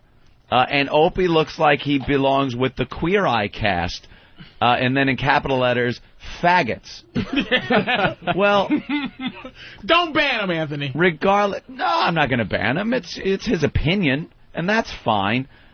Is Opie wasted in the new picture? Were you wasted, Opie? No, I was just really tired. Not wasted, though? No. At least we're not wearing Boy Scout uniforms. I like the banner. At least we have our regular clothes on. This one's funny, though. He goes, I like the banner on the side of Madison Square Garden. When are Hall & Oates appearing there? All right, that's funny. See, that's poking a little fun. That's all right. Very funny. Always liked the Hall & Oates reference with the Opie and Anthony Show. But like, I wasn't wasted. I just don't like doing that shit. Some guys though, the way they comment on it, like we're chicks up there. Dude, I like your tits, but your ass just doesn't fucking turn me on. Because they want you to look. Let's face it, you guys, and this is not a gay way. You guys can actually get some pussy. Now, no offense, I know Ron and Fez are your friends. Yeah. But they're they're squatty little sons of bitches. So when you see them, they can't be on Madison Square Garden. It's like Ron and Fez. It's like, who are these two little marble motherfuckers? But you two guys, it's like a blonde brunette thing going on. You have beautiful eyes. Like Opie's like, you were obsessed with Anthony's beautiful eyes. They just are so bright, and they have. If you drew them, they would always have those two little white dots in them, no matter what. Just glistening. And Opie has a classic, good-looking dude. You know what I'm saying? So it's not a gay thing. You would want you guys to have a strange look, but you look like regular normal dudes, and you actually could get some girls. You know what I'm saying? So that's their way when they call you fags. They say, these guys are decent-looking dudes. I'll tell you where that picture was taken like 2 hours in. So we're really just like, all right, enough. And spent. That's a fine shot. No, they think we're gay. It just works. I think it does have a Starsky and Hutch look to it. Yeah, though. you guys could do TV. I look like Luke Wilson without the broken nose. All right. Well, we're very happy with it. Hey, man, I don't give a crap. It's a 4-story banner for the Opie and Anthony program and XM Satellite Radio hanging off Madison Square Garden. That's pretty amazing, My dad would have been proud today. Does this stuff, any of this stuff ever not impress you? That's impressive to me. I can't. That shit is impressive. That's impressive, man. That's a biggie. The only time I was there's only one other time I was really impressed, and that was when we had the WOW bumper sticker as a billboard in Times Square. In Times Square, that was pretty big. That was unbelievable too. Amazing. This though, that's like. Did you ever get so famous where you're like, nice looking at me on the side? And they gave you the window. That's where people go up the escalator and look out. But they can't look out anymore because that banner's right there. That's right. They got to look at our. You're still in the way. It's an assault on the escalator view. Opie, we should go down there. We should go down there and just stand in front of it and see if people notice it's us. That'll be the shit. It's so just to go. Hey, how you doing? Nice talking to you. See if they notice it's us. I'll do that.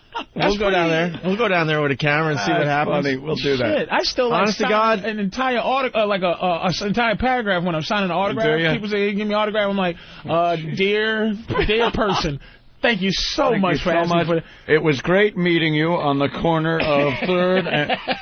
That's pretty cool, man. That is fucking... That is impressive, man. Honest to God, it's New York, though. No one's going to even notice it. Yeah, that's... They stand right under it. That's noticeable, man. And people just walk right by us. You ever see the P. Diddy fist in the air one in Times Square? Yeah. You just look at it. It's just you just look at it. Yeah. That's pretty good. I don't care how big you get. That's got to be look at where we are. There you go. You know? That's cool. That's cool, P. Diddy, he's huge, but he's got to look at that and go, that is a big fucking billboard. Damn. Damn, our heads are like 10 feet. Easily. Yeah. That's more than 4 stories. They said about 4 stories. That's way more than 4 stories, right? Yeah. Yeah, you could die if you jumped off the top of your banner. Oh, that'd be great. You would die before you hit the top of our heads. You would die right at Opie's head. Bam! Oh. That's where the heart attack gets you. So you don't have to suffer the impact. Time to think about it. That's a long drop. That building was in Godzilla, the remake of Godzilla. That building is in, I would, Eddie with Whoopi Goldberg. Yeah. I would frame that. That's cool, man. That's a good one. All right, back to Jose, the other side of the old human spectrum. But my concern is seeing my mother. When was the last time you saw your mother? 2 years ago. I don't know if she's alive. Or she's dead. But her me it's holidays, man. It concerns me. During the holidays. And nobody else. All right, so now let me ask you a question. If we were to bring you with us on the homeless shopping spree and gave you money, what would you want to buy? I need some underwear, first of all. What type of underwear do you wear? Do you wear boxers or do you wear briefs? Boxers. Yeah. Boxers. I don't got no underwear with me right now. You going? I bought Sans this morning. $1.99 store. Right. But right now you're going commando. What do you want me to say? This is a personal life. Just, I'm looking for one person. Who is that person? My mother. That's terrific. That's terrific. Terrible man you are. You couldn't just buy him underwear right when he said. Yeah. You had to bring him here to win underwear. You couldn't give him a fucking pack of 8. Listen, there's got to be a goddamn pack of Fruit of the Loom. Mr. Officer. There's got to be light at the end of the tunnel. I just can't give him this stuff other than they don't show up. And have you seen the prices of underwear these days? What the fuck are you buying? Them? Dude, I was looking at underwear the other day, and Anthony's so right with the packaging. Who gotta watch that shit? You gotta have your chick with you to get underwear now. You couldn't buy the "We don't need no stinking badges" guy some underwear. You don't buy. What are you, boxer guy? What I'm do you a wear? boxer. Boxers. Yeah. You can't buy underwear though without your chick these days because I don't buy the Fruit of the Looms in the bags anymore. That's for like when you're fucking a kid, you know, right. Buy that shit. I like nice underwear. But the boxes are so fucking homoerotic that you cannot possibly walk up to there and look. And it's just guys wearing these things with the fucking, you know, they've been at the gym their whole lives. Giant bulge in the underwear. And you're supposed to go, I like those. Oh, you're talking about the long briefs.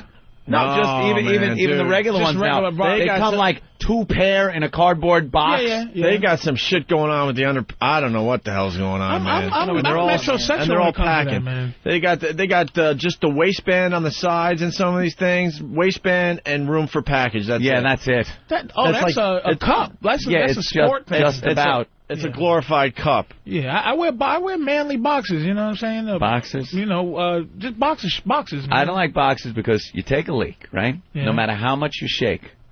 It still gets you wet. walk out and you feel it at your kneecap. You feel it hit your drip hits your fucking kneecap. That's the sign. Let me tell you something. That is telling how old you are. Now, I'm diabetic and it's falling apart, but he's pretty healthy. That tells you that he's an old motherfucker because he can't. That's a swollen prostate.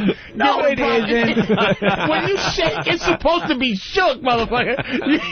That is a long-ass cock that the piss still fucking... you can't. It's like clearing out a pipeline, my friend. Still going to be a little oil in there even when you shut the valve off. It's deep, too. Well, that water cold, and it's deep. I could tell you when I was a friggin' teenager, it was the same thing. You can't just... I'm not talking like a squirt comes out. I'm talking one single droplet. And I just had my prostate checked like 2.5 months ago. I had a doctor's finger up my ass. That's right. Tell him, man. It was the first time ever. He's like, fuck you, I ain't sick, nigga. I got a big... First time my dick ever. is big, not my prostate. I had my cherry broke by that fucking doctor. Me and my brother were talking about that shit the other night. It is the strangest feeling. You got yours done, too? It's the worst. Am I that age? I'm 36. Dude, I had to change the worst. I had to change doctors because the doctor kept calling me in for more things. I'm like, stop poking me. You gotta go now. When you go to a doctor, you gotta look at his fingers now. Look at those fingers, because if it's like some big fucking Italian mook with those big fat sausage fingers, you're not going to want to have him as a doctor when you get to the part where you need the prostate exam. I'm sitting in the room. It's just, you know, I'm getting I got a new doctor. Right. New doctor. I finally got a general practitioner. And I go in there and I look at the sheet that he's got there, and he's got a demographic like you'd have in radio, you know, 18 to 25, 25, 35, 35, 45, and you look at the exams for the basic demos. And I look in my demo, and I see for the first time prostate. And I go, here it comes. Here it comes. Here is the day that I've heard about from friends and everything else. Prostate cancer. And he saves it for last. He saves just it for when last. You think you're ready to go. And I'm thinking, maybe I don't need it. Maybe he was able to tell by looking in my ear or fucking down my throat that I don't need this shit. I was putting my coat on, and he's like, oh, one other thing. One more. Pardon me. And then the movie music starts in your head. Have a seat, Mr. Cumia. No, you won't be sitting for this exam. You know, matter of fact, don't have a seat. It's just, lean over the table. Lean over the butcher paper that I pulled out onto the table. My skinny, hairy legs were shaking. I knew when he went for the glove. He like takes the glove out and puts it on, and then this big fucking nasty tube of lube. Absolutely no. And he turns around, so he's not showing you him spreading it on his fucking face. Yeah. And then he goes, all right, just grab onto the table and relax. What's the proper? Is there a proper like sound that you should make with, like, you know what I mean? Like, you know what I mean? Yeah. To how to make the sound of somebody sticking their finger in your ass without this is the doctor finger in your ass. He sound. should mic everybody, and we should have a doctor that has no morals to mic everyone that gets it up their ass, and we should just play it in a montage. Yeah. Oh, you're leaving, Opie? Well, one more thing.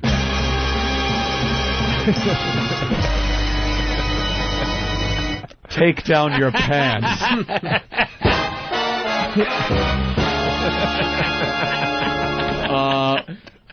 Doc, what's the glove for? Well...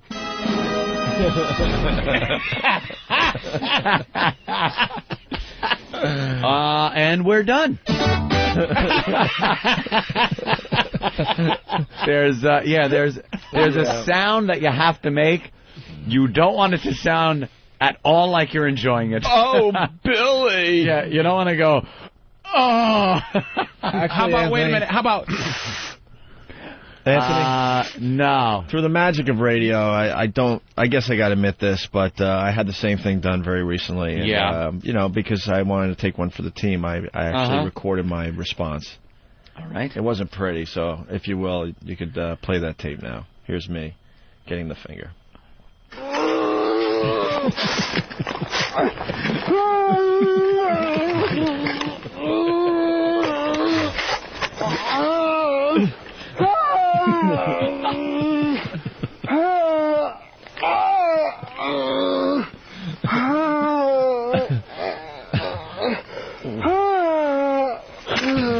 That's a long exam. Well, he had to check my kidneys, too. What can I tell you? Wow. Look, I don't want to do this. I didn't want to do this. But since you're being so open and honest, Opie, yes. I, too, brought a tape recorder into my my prostate exam. All right. And a little embarrassed, but here it is. Oh, motherfucker! The doctor joined in. Sounded a little feminine. Anthony, I really, I guess we're really going to be open here.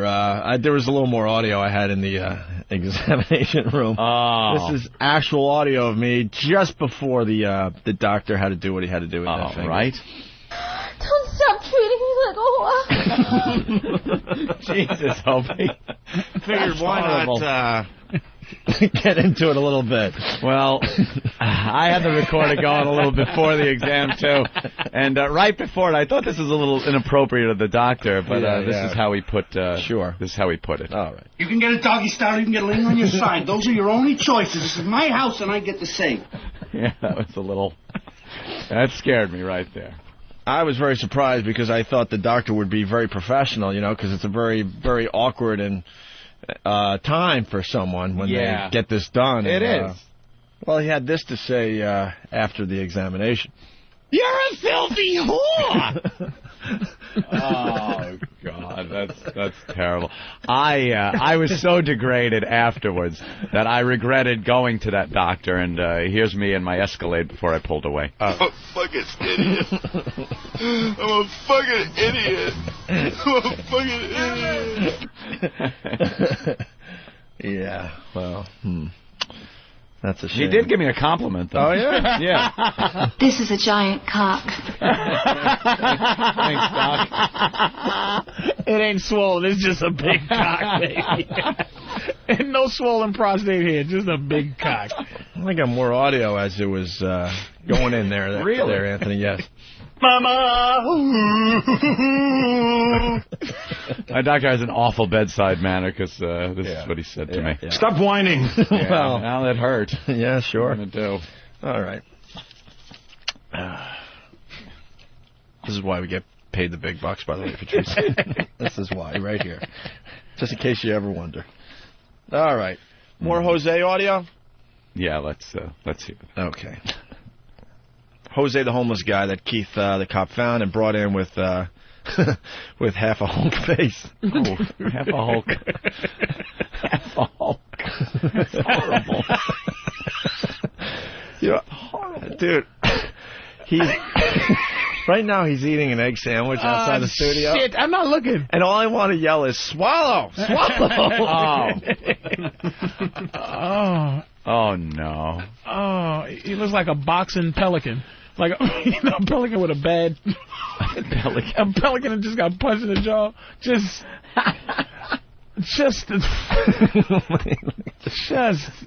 That's like what you were talking about with the plane. His face is cantered. It's cantered, motherfucker. That thing is cantered, man. Cantered. You can't land that face. You can't land that face. If a pilot was looking at that face, you're like, folks, we're dead. We're dead as motherfucker. Because this shit is too cantered. All right, more audio of Jose. I can't wait to get that guy in. Next week you come up to the studio, you're going to meet Opie and Anthony. What's that? Who's fucking your lady? You have a girlfriend? Is that what you're saying? I'm looking for 2 people. 3. My wife. She fucking another man, too. Your wife fucked another man? I don't know what you are. I don't want to go there and go to jail. Anyway, looking for my wife, my mother. I don't want to kill the guy or kill someone. I know she fucking my wife. Aye! Oh, great. Oh, boy. That's the guy that's right outside the studio, right? That's wonderful. Boy. Jesus. Boy. That was half a Hulk faces on story, right? That's see, I just stopped. Go get the Opie and Anthony wig out. I want to see how far we can push this guy. Oh, no. We found your wife. All right. Here we go. That's what y'all see. They fall in love with these bitches, man. Stop falling in love with them like that. That's just love them. Just love them enough. Right. Love them enough. Love them for the moment. Yeah, love them till you put expectations on them and drive you to fucking. Then they leave and you're all fucked up. Is that what it is? Yeah, turn you homeless and shit. Damn. If your girl left you, would you? Bitch, bye. You wouldn't care? I would care as much as I could until I found another bitch. But all right. But until you did, would you be upset? Upset? Like, would No. you be sitting at home going, man? Fuck that. Look, I would be upset-ish. I would go, shit, she's gone. I miss some of the things that I taught her. Yeah. You know how you teach a bitch enough stuff? It's like she's your girl. If she fucking left me, I'd be like, damn, I got to get another girl. My girl. I got to make another bitch. You know what I'm saying? Yeah. But it's like to cry and go bananas and lose your mind over the... Here's a word for everybody who turns 30 that they should stop saying when people do. Why? Don't ask why no more. The bitch leaves you. Goodbye, bitch. Don't be, why? It's over. Why are you doing this to me? What did I do? Just bye. Bye, bitch. Bye. You're a tough cookie. And it's not even tough. It's just reality. You see this poor guy. He's stinking badges. It's just stinking badges with different emotions. Stinging badges. Stinging badges. Stinging badges. You know, you guys, we haven't taken a break yet. We've been on the radio so long, Jim Norton's about ready to wake up. We didn't take a break since we started the show? We've been going an hour and a half straight. So we got Patrice O'Neal in studio, Keith the Cop. Everyone's eating egg sandwiches, and we're going to get these latest homeless guys in the studio next, okay? We found Grey Wolf. We're going to tell him that he's a star now. He has no idea. And Tippy Tom becoming a star because of this little thing we came up with, or Steve came up with. We gave Steve the idea, and he... I love this one. He did something great with this. We were baiting him during the time that he was in here to make him sing certain songs, just so something could be put together. And Steve... in all his genius, put this together. Yes, here's Tippy Tom, the homeless guy, and a little... What's going on? I get back in and... Hate to tell you guys, but the show doesn't end when we go to commercials. No, it continues. If it was up to us, we would just do 4 straight hours so you could hear all of the goodness. Well, when we come in the morning, I pull up in front now. And Master Poe, thankfully Master Poe takes my Escalade and drives it to the garage. And then they drive back in Poe's cars. I guess one of the guys will drive Poe's car over. Poe will drive my vehicle.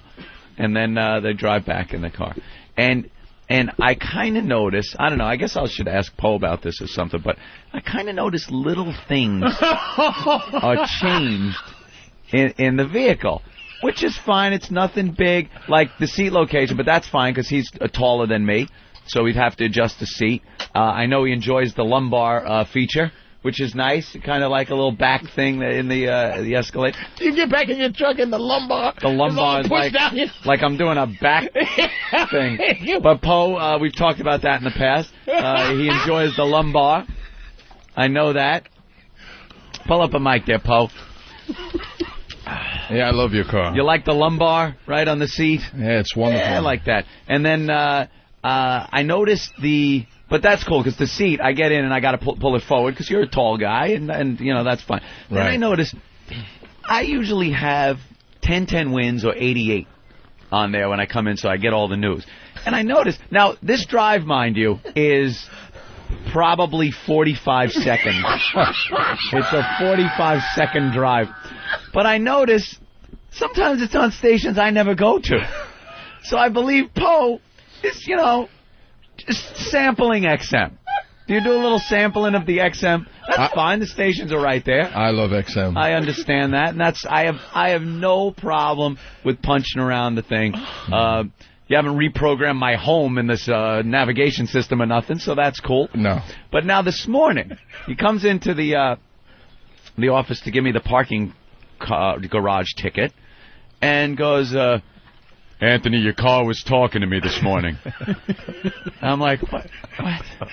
He's talking. Now I'm thinking, uh-oh. That's the first thing that popped in my head, uh-oh, because when I noticed that maybe you're adjusting the radio and a couple of things, that there are some vital buttons up on the rearview mirror that should never be touched. One is it's a red cross. And when you hit that, your GPS kicks in, and police and an ambulance is sent to your vehicle if no one answers. It's an OnStar emergency. Or they have the regular OnStar where you press and go, hey, where's the fucking Denny's? And they'll tell you where Denny's is. And they'll give you, turn-by-turn directions to where Denny's is. Now, I have always feared that perhaps when Poe was adjusting the rearview mirror, that he'd hit that button and police and ambulance would converge on my vehicle. Mr. Cumia, are you sick? Yeah. What? We're not getting an answer. Deploy the airbags. There's something. So when Poe came in and said, your car was speaking to me, I had a fear that you had hit that button. No, I didn't hit that button. I was just cold. It's very cold outside in the morning. Now, and I am a cold guy, too, all the time. Let me tell you, the heat is always up to 90 degrees I love and it. blowing full. Yes. So what could you possibly do to turn it up? I put my heat on the hottest it could be. I know, it's the best heat in the world. He put it up so high, the truck was like, God damn it. We all sweating. the fanning feature came on. It's just like, woo. A little fan. Ooh, baby. Is Poe parking this shit? A mint julep comes out of the glove compartment. Oh, I need a mint julep. It's getting a bit warm here. So, why are you touching people's shit? I guess because now there's a button on the steering wheel that you can press that goes to the phone feature. Now, I have a phone that when you press the button, it goes OnStar ready. And then you go, call. And it says, name please. And I say, Opie. And it will dial Opie's number, and I could talk. It's beyond hands-free, no ear fit thing or nothing. And I'm assuming maybe you hit that button. Well, what I did is I was so cold that I placed my hands together really tight on my chest, and I think I possibly leaned it on the steering wheel. On the steering wheel, and that could have hit one of the buttons. And then it started talking to me. And the car started I'd rather listen to music, but, I had to subdue the vehicle. It was being boisterous and mouthing off. I put it in a chokehold. He choked the truck. I choked the truck. You're lucky you didn't hit the gas and do a tuck and roll and jump out. I assumed the trained assassin was in the back seat. I did what I was trained for. I was trained for this. Tucked and rolled. The vehicle exploded on impact. I just happened to have a brick in my back pocket to put on the gas pedal. Wait a minute, then he'll go, you don't have to thank me, Anthony. What? Nigga, you blew my truck. As I was tucking and rolling, I thrust my finger through the gas tank. As it hit the building and exploded, the potential assassin in the vehicle that was speaking to me was eliminated. You're welcome, Anthony. You're welcome. You don't have to thank me. Thank you for what? You blew up my truck. No, I saved your life. You don't have to thank me. I heard the assassin talking. Code name OnStar. I don't know what that means, but must have been his code name. He calls all the interns in office. Oh, great. Listen, you guys. You heard what I did to Anthony's truck. Here's the story. Well, now tomorrow. Supposed to have a snowstorm here in New York. 4 to 6 inches. And now it's supposed to be very snowy on the way. So you are familiar with the vehicle's safety features in the snow. It's got the anti-lock braking, four-wheel drive. You have yourself some fun there. Just try to avoid any of the... buttons. He's going to do an evasive spin. He's going to think, just in case somebody follows you in the morning, he's going to do a Godfather. Nice driving, Lou. Yeah. Pat him on the back. Nice driving, Lou. He's going to buy his own truck just like yours as a decoy vehicle. We going to Jersey? Maybe. With a license plate that says Quantico 101 on it. Quantico. That's it. Oh, my God. Let's go to Mark in Boston. He has a very funny OnStar story. Mark, what's up? Hey, how you doing, guys? Good, Mark. Hey, last year I was at a Cadillac dealership looking at some new vehicles, and I happened to be taking one for a test drive, brought it back, parked it, and hit the button playing with the OnStar stuff. And I was alone. I didn't tell anybody. Didn't think anything about it. And about 10 minutes later, the ambulance and the police show up at the dealership, and nobody could figure out why. It was because I hit the button on the OnStar. Oh, man, what a pain in the ass. Evidently, yeah. Evidently, it's a safety feature. If you hit it and don't say anything, they send the... Yeah, they assume the worst, you know, and they send somebody. They were less than pleased. Yeah, I'm sure that happens a lot. They were not very happy. I think it happens a lot. Is OnStar always tracking you? Like, even when you're not calling them? They say no. They say no, that you have to hit that button before they can track you or listen in your vehicle. Because there have been times I've hit OnStar, and I have to, let's say I'm re-upping my minutes on the cell phone that's built into the vehicle. And there's some kind of an issue. So they say, Mr. Cumia, we'll put you on hold. And they put me on hold, and I kind of forget. So I'm driving, and I'm blurting out some nasty shit, you know, at traffic. And they can hear me, you know, just fucking screaming at people in front of me that aren't being good. That may be people of color. But they can tell what's wrong with your truck. They can tell, you know. A light comes on in your vehicle, like the check engine. You can call OnStar up, and they'll say, you got to take it in right away, or you just stop right there. You'll blow your engine up, or it's not an issue. Continue driving. They diagnose it. They know where you are. They're like, Mr. Cumia, we see you here at the corner of 57th Street and 5th Avenue in Manhattan. Like, yep, that's where I am. They know exactly where you are. Jesus. Yeah, which is fine. That's nuts. It's a good alibi or a bad, like... If you're doing some bad shit, do not be driving one of these vehicles. Don't buy a new car. Don't buy a guy stopped his limousine in Queens on the side of the Bell Parkway to get gas. So he goes up to pay, leaves the limousine on. These two guys jump into the limousine, take off with it. So it turns out he has OnStar. So I call OnStar on my cell phone. We're talking to OnStar. I got the radio in my hand, and they're telling me, yep, it's going 85 miles an hour down the Belt Parkway. That's some creepy shit. It got off in East New York someplace. They said, all right. They pulled up right in front of the club. They knew the club that it pulled up in front of.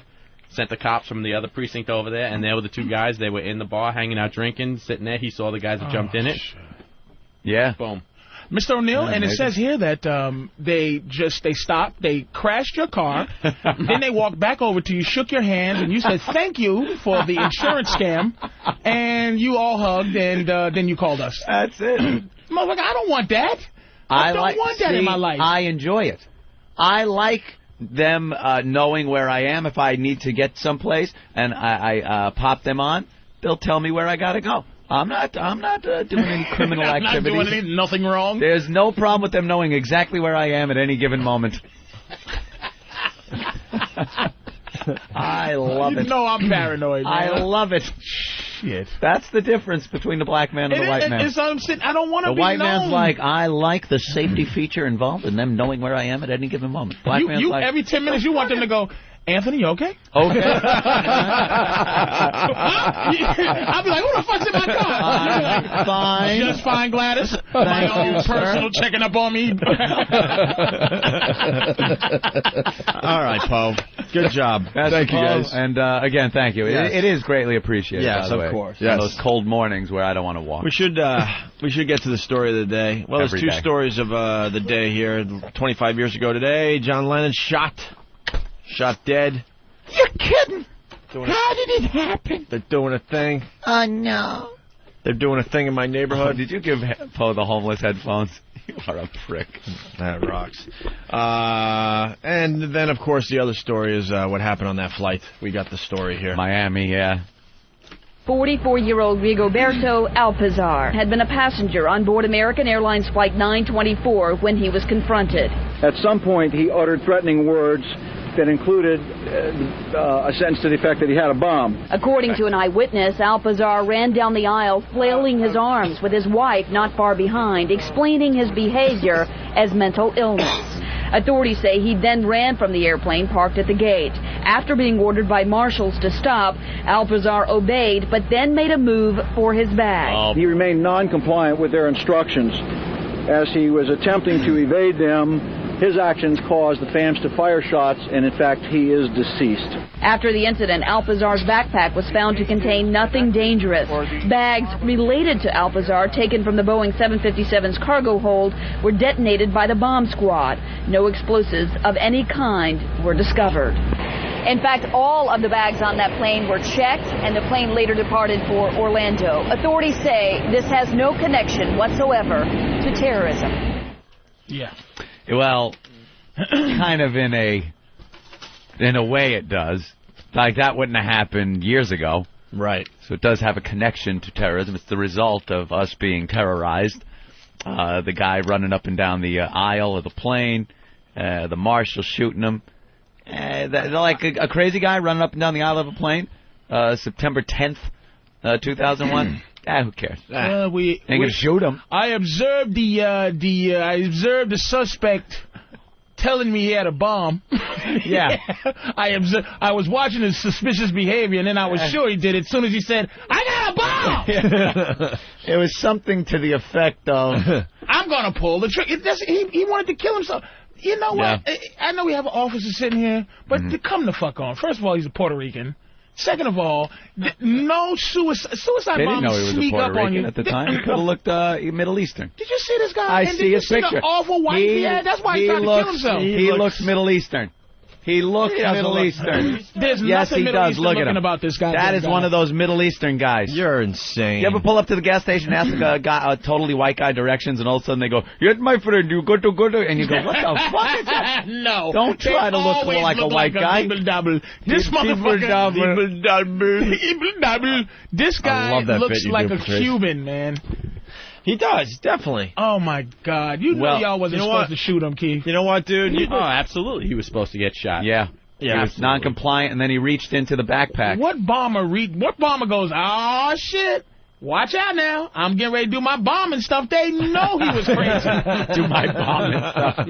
Here it comes. I'm going to get my bomb on. I'm about to get my bombing on. I'm about to get all bomby up in this motherfucker. It's like a cartoon. Here's my detonators. I'm about to get Die Hard 2 up in this bitch. Please comply. Shoot him in his arm. Why do y'all have to kill people so why we gotta go for the big target? Yeah, we gotta kill one every once in a while just to show them we mean business. That's true too. That shows. That's I say we sacrifice one every once in a while just to show the people that are looking in that we mean business. I'll be fair, my friend. I'll be fair to you guys. And That is true. Because a lot of the weakness that people is they watch a lot of television. Like you ever watch those shows where a terrorist says something like, "You can't do nothing to me, Mr. Officer. That's right. You are a policeman. Now you will arrest me, and I will be back on the streets in a matter of hours." And the guy's holding a gun on him, and his partner's telling him, "Don't do it! Don't do it!" I'll be following you for the rest of your lives. That cliche. That's what they think of us. Right. They get the same. And if they're not genius, they get the same info we got about us. Yeah. And from the you know what? I will agree with you. Somebody got to get shot. It's a sucks to be you moment, but we're all safer because of it. Look how many years it's been, and this is the first guy that's really been shot like this in this situation. That's not bad. I think, and me and Patrice were talking about this earlier. I don't see one of these plain things like a September 11th happening again. Ain't gonna happen. And now the commission that was put in charge of investigating 9/11 said that the security in place isn't adequate and this, that, the other thing. It is. This ain't going to happen again. And I'll tell you why. Not just because of the air marshals, because of the people. The one thing the people had on those flights, and only the ones that hit the buildings, was hope. It was hope that the terrorists, or whoever it was at the time that they didn't know, were going to just do what they said, take the plane. They watched it in how many movies? It lands, women and children get off, they negotiate, either they storm the plane. You used to get a free vacation. You're hijacked to some crazy place. Exactly. Those people aren't flown back right away. All of a sudden they show them a beach and a hotel for a few days. I'm going to get asylum in Hawaii. Calm down, everybody. And I'm telling you, they took over those planes with the box cutters because they said, listen, I don't think it was, this is all speculation, but I don't think it was chaos on the planes. I think it was just a bunch of guys going, listen, we just want an asylum in Cuba. If you relax, no one gets hurt until the buildings show up. And that's why the other flight that fought heard about the other shit. Now look at how long it took. A few minutes and a couple of phone calls to the other plane that crashed in Pennsylvania for them to realize, they're crashing into buildings, and then their hope goes away. There's no hope that this is going to work out nice. And then they take the initiative and start doing stuff, spur of the moment. Now, we've gotten to the point where if a maniac is running up and down the aisles, the air marshal, boom, he's up. If there was no air marshal on that flight, the fucking people on the plane would have tackled this motherfucker. It's precedent. And now it's not going to work anymore with a box cutter or anything you can get on an airplane. It's just not going to happen like that anymore. 9/11 was precedent. 9/11 was like, oh, that was shit. fix this and shit. you're still going to go like this as a person. You're going to go first. You go before 9/11. You go, oh shit, I'm about to go to fucking Israel. Yeah. Now you go, oh shit. This is how it's going to do I end. die Great. getting shot right now on the plane? You take, all right, I'll take getting shot right now on the plane than waiting to fly into a building. Yeah, exactly. So even if a guy gets on and goes, all right, just relax, man. We're political refugees, and it's like, nigga, you're dead. Better have 150 rounds in that fucking thing. You should have stayed there. Get them off because everyone on this plane is going to be on you. All right, we got a story from Sal in California. Sal, what's up? Hey, how's it going, guys? Hey. My mother-in-law just went to San Francisco Airport. She took a trip down to Nicaragua. She's there right now. But she went through the metal detector, and she had to get strip searched because the metal detector kept going off. So they took her into a private room. Now, granted, this lady's like 60-something years old, and they're strip searching her. She's with her older sister. You can imagine what that's like, you know? Yeah, it's probably pretty exciting for the broad. Yeah, there's a lot of places for an old white woman to hide shit. Just be honest. You know, a couple of wrinkles can get a detonator or two on the plane now. Come on. I mean, let's face it. Let's be fair now. Do you know what you can fit in a drop box? Come on, man. You know those Let's be honest here. Those fake Gucci bowling bags? You know what the old ladies bring. It reminds me of a joke I heard on XM radio. It's like, what is that, a fuse? Holy shit! Motherfucker, your joke just flew into a building. Wow. Yeah. If some guy's on a plane with that joke, the air marshal's shooting him. He's shooting him. No one survived that joke, sir. Sir, I'm just reaching for some funny. Don't. After he was shot, they realized there was no joke in his backpack. They blew up his baggage anyway and still found no joke. And no one laughed. All right. Steve in Rockland. Steve, what's up? Yeah, you want to talk about a shitty day at the airport, man. That woman watched her husband get killed and had all her shit blown up to boot. Oh, my jewelry. Yeah, can you imagine? You know, fucking awful. All right, guys, have a good day. Yeah, that is bad for the wife, you know. She's married to a nut. Guy loses it on the plane, gets shot dead. Did you see her? They blow her fucking Samsonite up. She might be thinking. Did you look at her? Did you? Yeah, little off. Oof. I'd kill myself. A little off. Well, imagine being a passenger on a fucking plane. So now they take everyone's bags out and spread them out on the runway. They made everyone leave the plane from the stairway with their hands on their head. You get down there.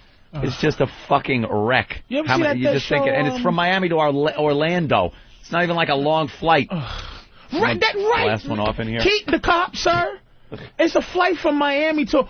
There's not enough fuel. There's not enough anything to do any act on a. No one blows up a flight from Orlando to Miami. Miami to Orlando. Yeah, you don't blow that up. All right. You need a plane full of fuel. Done. Let's get Grey Wolf in here. Let's say hi to the Grey Wolf. Hey, as we get him situated, from time to time, Nathaniel watches TV for us and finds some wacky moments. Certainly. And we got a newsreader acting wacky. Instead of just reading the news, Ant, they got to try to bring on the funny. I'm pre-Lysoling. I understand. Hey, fan, can you have one of those? So, one of those dudes grab a water from me? Yeah, let's get some water from Patrice O'Neal. Hold on a second there, Grey Wolf. So really fast, here's a quick clip of a newsreader trying to bring on the funny. All right. They're also going to be for the next year to celebrate the 80th anniversary of the first publication of the first Winnie the Pooh story. There's going to be a Broadway show and all sorts of other promotions. So you're going to be inundated with Pooh next year. She said Pooh. Thank you, Dagan. Thanks, Jody. Have a good day. In this instance, it's totally appropriate. How mature. Wow. And that's edgy for them. That is. Getting nervous. She's nervous about her job. She is absolutely nervous about that. I said Pooh. I said Pooh. Can you come in here, Janice? You know. Nothing beats tax cunts and the Shepard Smith blowjob. J-Lo blowjob. Do we have those? If we could get those. Yeah, let's play those today. Do you got the tax cunts? That's hard to find. I think we lost that. Cunts. Tom Brokaw, NBC Nightly News. The president's tax cunts. He said it just like that. Knew he said it. Knew he said the word cunts, clear as day, and there's a little pause. Then he goes back into it and didn't miss a step. But the pause was so telling, like, uh-oh, I just said the word cunts on television. Tax cunts. It's so clear. I hope you can find it. I don't know if we have Hawk that is searching anymore. diligently. I think that was one of those things that we might have lost. Damn it. Someone email it. He did the someone email it or something. left to right when he said it. Text He did. cunts. The president's tax cunts. Holy shit. Oh, my God. I'm so fucking fired. Ladies and gentlemen, back in studio, the one, the only, Grey Wolf. Grey Wolf. It's a standing ovation. I'm not standing, but it is a standing ovation. Yeah. Grey Wolf, how are you? I'm okay. And my you? friend. Are you still homeless? Very good. Well, just 5 days ago, I just lost everything. Again? Yeah. That's Hurricane? I've been working. No drinking. I was straight up. I met this fantastic young woman. We got to remind people, this guy gets a lot of pussy, man. Oh, God. We've known you for a few years. Remember that last time I brought the girl over? She flashed you guys. It's the Indian thing, man. The chicks dig that fucking Indian thing. It has to be. What type of Indian? My mom is a Chiricahua Apache. My dad's Puerto Rican. And it's pretty cool. It's like 2 stones that sparks up and the flame just ended up in me, man. Look at that Indian type fucking analogy he just put together there. This is the like 2 stones. unfairness of life. How is this guy is mesmerizing, and you can see the genius that he explained that analogy. I think people use analogies as genius. That 2 sparks, that this motherfucker. 2 separate stones You know what? that apart are just what they are, but brought together, it's a divine spark. Yeah, it created me, man. It's just like Are unique. you ready to sing today at all? I can't sing at all. I brought some of my flutes. I could have played something, but I'm just like... Your voice sounds exactly the same as it always is. man. Wait a minute. On a good day, he's like, hey, everybody. On a bad day, he's like, hey, everybody. 3 days ago, I just messed it up. I had a nice, clear voice. But we're thinking John Lennon, maybe you do a Beatles song or something for us today. I have, let me see. You could do a little something. On the flutes, yeah. I wish I would have brought the CDs and stuff with me and some of the music. I could have done some background music with that. Well, don't go disappearing on us. We've been trying to find you for months. I want to stay with the station, and I would love to hear my so famous song that Do you remember recording it? Yeah, I remember I sung some of the words like... well, you were singing a song to Tippy Tom, who was in here. Now, do you have... did you just stop, or do you have more words to that song? Or were you just riffing and making it up as you went along? No, I rehearsed all those words with Tippy Toe, and every time he was listening to it, he was starting to cry, and it inspired me more. Yeah. I said, if he feels this way, then these words are really, touching. So you have more words to that song? Yeah, there's a little ending part. Oh, look at that. Yes, finish the... Everyone needs the song. I need the rest of the song. Everyone has the song, but we need the finish. I cry and I'm not homeless. But I feel homeless. I just gave like half of the song up that day because I thought, maybe just a little piece to get them interested. Gee, that was the day to do the whole song. Everyone was telling me that fucking homeless marketing genius, you son of a bitch. He's only giving us half the story. Now we got to take the second half. Get it on pay-per-view, baby. That's like Kirk. That's like Kirk on only half it smells like Teen Spirit. Just gonna play half that shit. Lifestyle. Get the rest. Yeah, baby. you get the rest. That's all for today.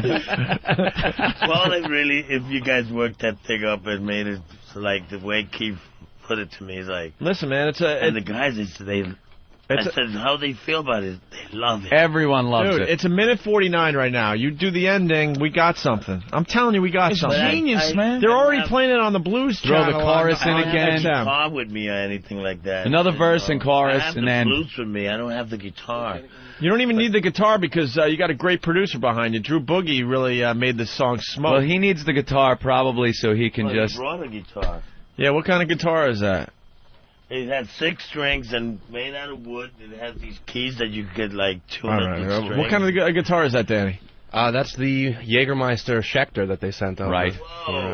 Is it acoustic? It's an electric, but we do have an amp you can plug in. Well, no, because the thing is, we probably just want to mic your voice. Right. You could play the guitar so you could hear it, but we want as little of the music mic'd as possible. That way we can then take it, and Drew can work his magic. If we get a moment, a break or something like that, I could work it up a little bit. Rehearse it, tune it to my voice. Absolutely. Well, why don't we play what we make a comeback and I'll have the ending. But can I hear it, please? Yes, all right. Absolutely. Great. Well, this is what we really can't take credit for this. Drew Boogie took what you did. Genius. Who's the True Boogie? He's not here today. Oh, God. But he took your little song that you did that day. Not a little song. It's a very powerful song. It's one of the best blues songs I've ever heard in my entire life. And the Blues Channel's playing it here and there on XM. You should request it on the Blues Channel. Actually, they want to interview you on the Blues Channel now that we found you. But, and by the way, one of the friends had me going to Bellevue bar up in... here in New York City. When you say Bellevue. And it's it must be very crazy. It's like bars. And they're going to have me come and play Saturday night at 9 o'clock. Oh, shit, he's got a plug. It's a real plug. Ben just handed me the plug. If you guys want to hold on, I'll do it for you, Grey Wolf. Grey Wolf will be appearing at the Bellevue bar, like you said, 9 p.m. Saturday night. And that, are you kidding me? Yeah. Am I going to be around Saturday? I don't think you're going to be around Patrice, Saturday. where are you going to be? Why? See, even the homeless guy knows how to plug. Patrice yesterday, no fucking plug. Thanksgiving, I played the song and I changed some of the words. You want to warm up the Grey Wolf? I wish I could tell people what Patrice's face looks like right now and how he's had a marketing ploy, which is give him a little bit of it, baby. Yeah. And then it'll all work. I'm watching a career unfucking fold. I've not been homeless, and I've been consistently a comic for 13 years, and I'm not as big as fucking great goddamn half a Puerto Rican wolf. And he has a catch. Yeah. We have discovered the next Leonard Cohen. He's sitting right next to you. This is genius, man. All right, here we go. Grey Wolf, Bellevue Bar, 9 p.m. Saturday night. We want a lot of listeners to show up. Give the support to Grey Wolf. Hold on. Bellevue Bar is at 40th Street and 9th Avenue, all right? Yeah. Damn, I'm not going to be around. I'd be there in a second. Bring as much cash as you can. I'm going to have a hat in front of me, man. There it is. That would pay Hey, we got to go there. Someone's got to go to the gig and tape it. Yeah. So we can get some video online. That'd be great. One of you guys will figure that out, right? All right, here's your song, Grey Wolf. Let me hear it. Give it a listen. We titled it Shelter Me. Is that cool? It's all right, but you know the name that would shelter me from the pouring rain. It should be shelter. Yeah. All right. Well, here it is. Here it is. Let's see how this comes out. All right. They're right there. All right. Here we go. I got to break.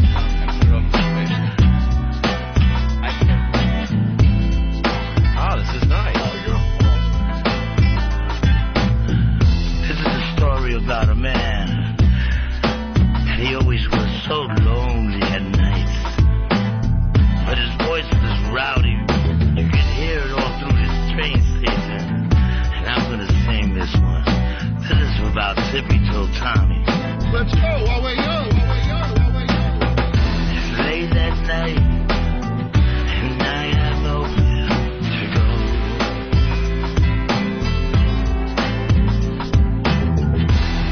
My money's gone and also all my friends. The cop says to me, "Hey, you smell bad, get out of here." And he says, "And you know I have an angel." And he says,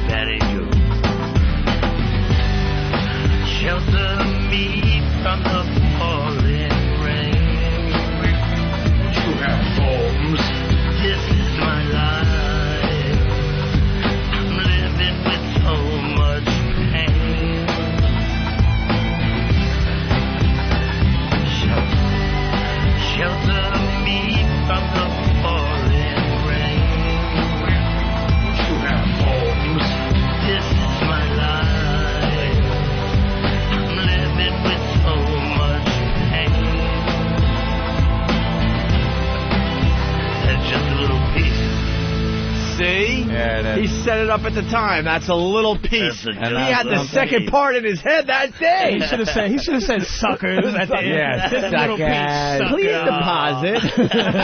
That please deposit shit again. Oh, that's genius, man. It was just to keep, I knew if I did it like that, I'm going to get somebody interested and make sure that they're going to come out looking for me. What'd you think of Drew's, what'd you think of the music Drew put behind it? It's great. Isn't that good, I love right? that part with, they got homes. Yeah, don't you have homes? Hey, I got a cocktail napkin over here. Could you just sign right here? Just a little signature. And while he was listening, he was like, it looked like he was going, I would add a little more AP67 to it. Yeah, but, he needs to produce it. Yeah, this Drew Boogie's okay, but... Fucking Diddy's going to produce it for me. Yeah, he's thinking Diddy. Let's say hi to Scott in Utah. Scott, what's up? Hey, what's going on, guys? Hey, Grey Wolf. Yeah. Hey, that song, when you guys released that song and Drew Boogie remixed it, I was very heavily into gambling. That song changed my life. I heard that song and I thought about the possibilities of what could have happened if I keep gambling and what could possibly go wrong. Look at that. Can you imagine yourself getting kicked out the stations? You're pouring changing rain? lives. I couldn't do it no more. I can't do it no more.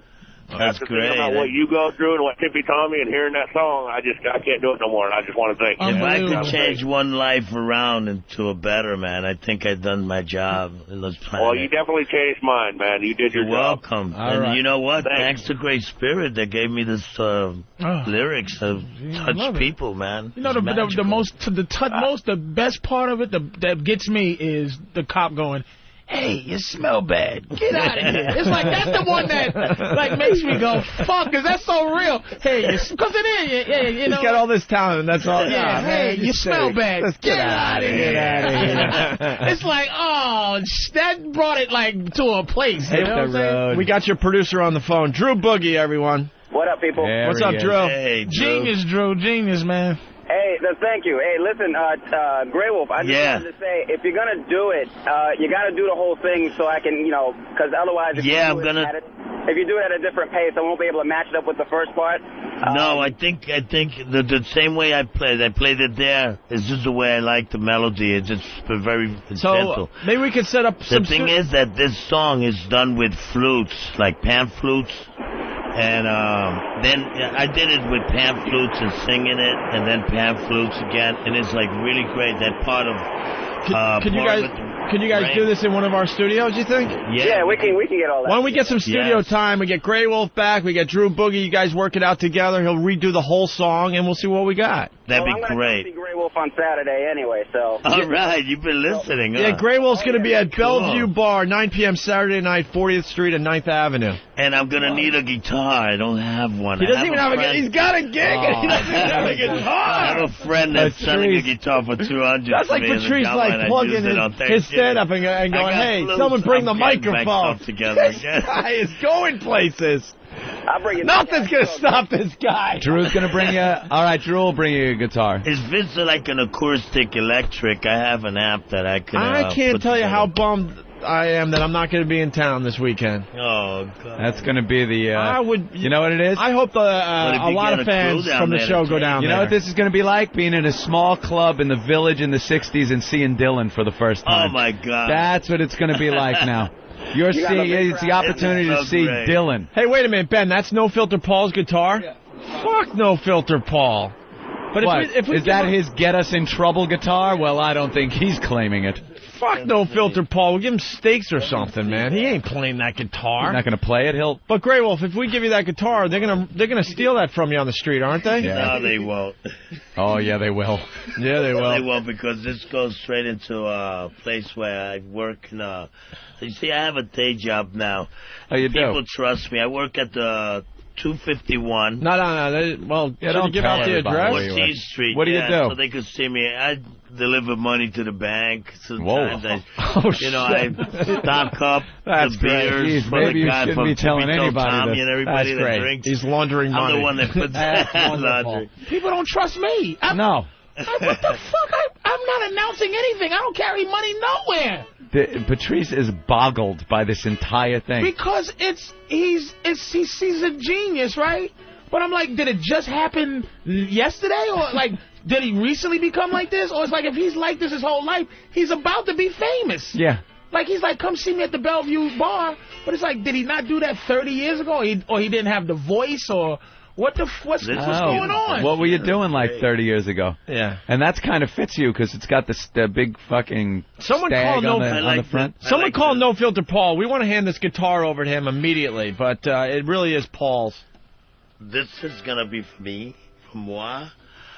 Maybe. We got to work it out. Well, how many songs will you be playing Saturday night at the Bellevue bar? Well, I have a track that I have done with some of my friends, and I'm using it to play the flute music behind it.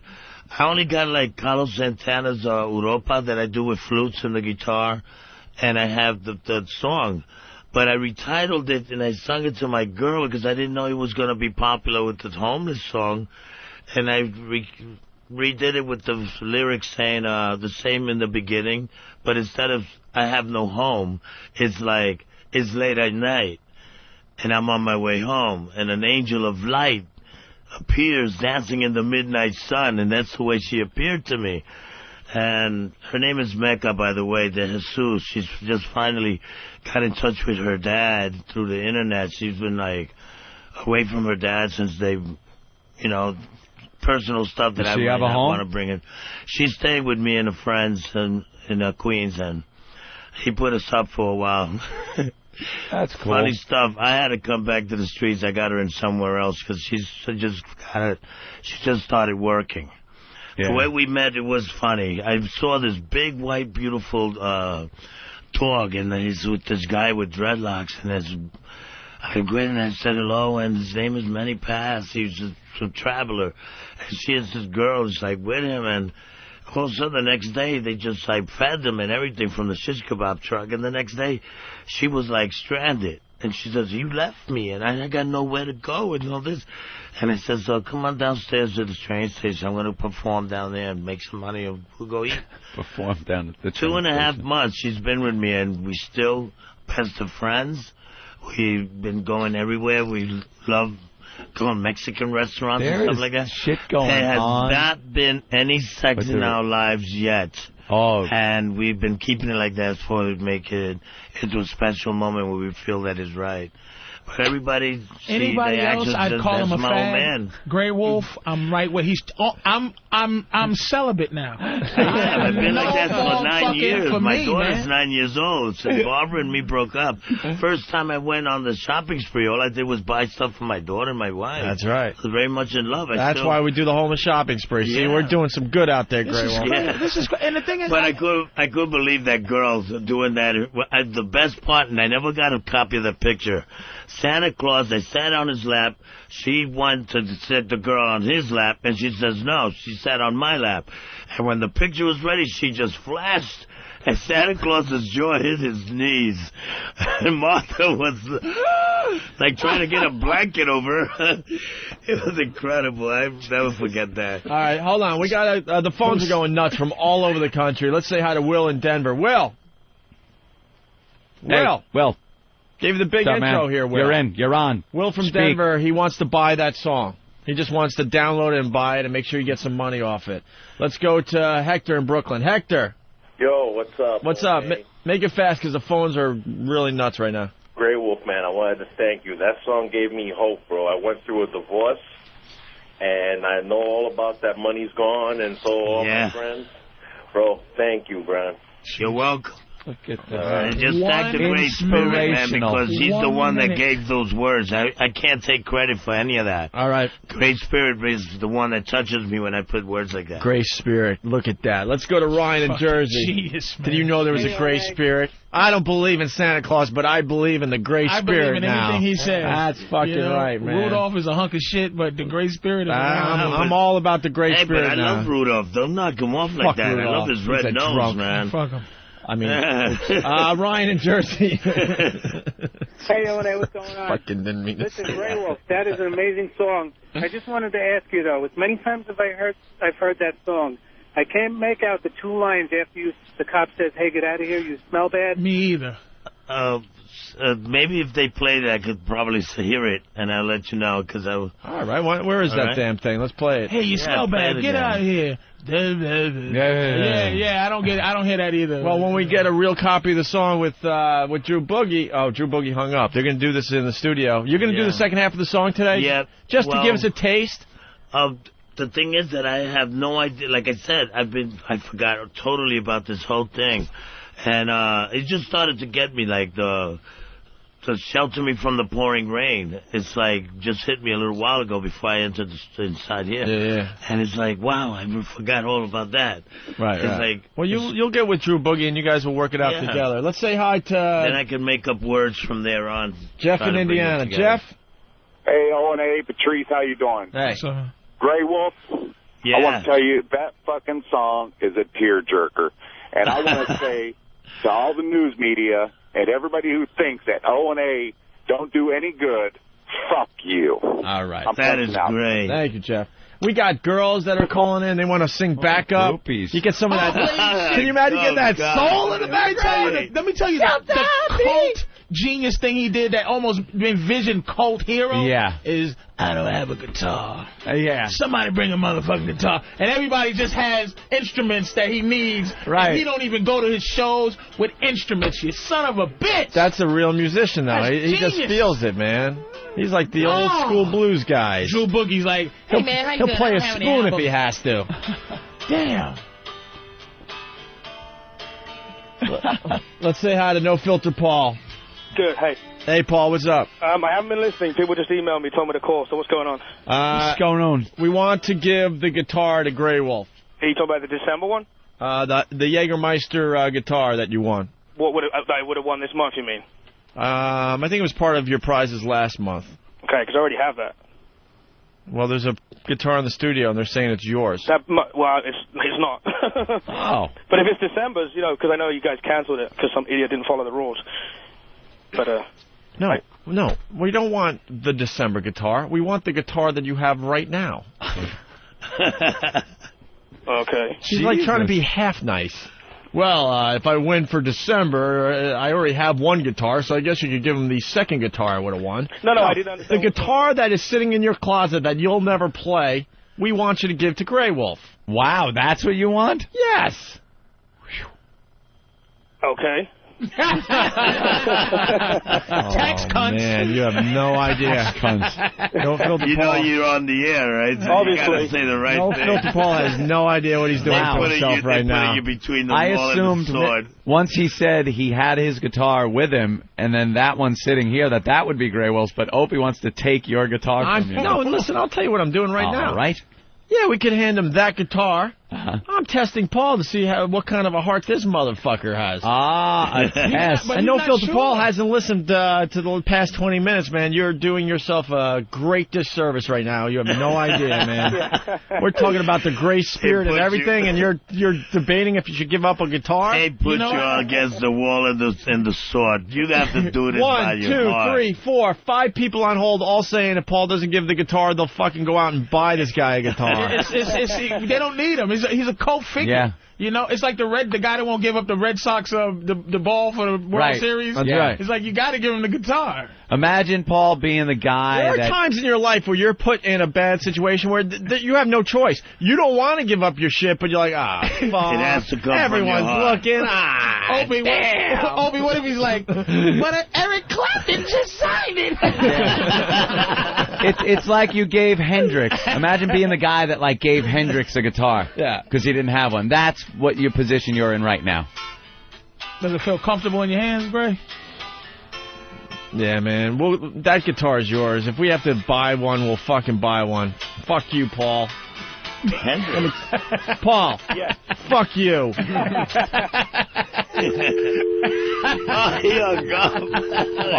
man. That was cold. There are times in your life you have to show a heart. I know that's coming from me, but you fucking have to him show a heart. deported.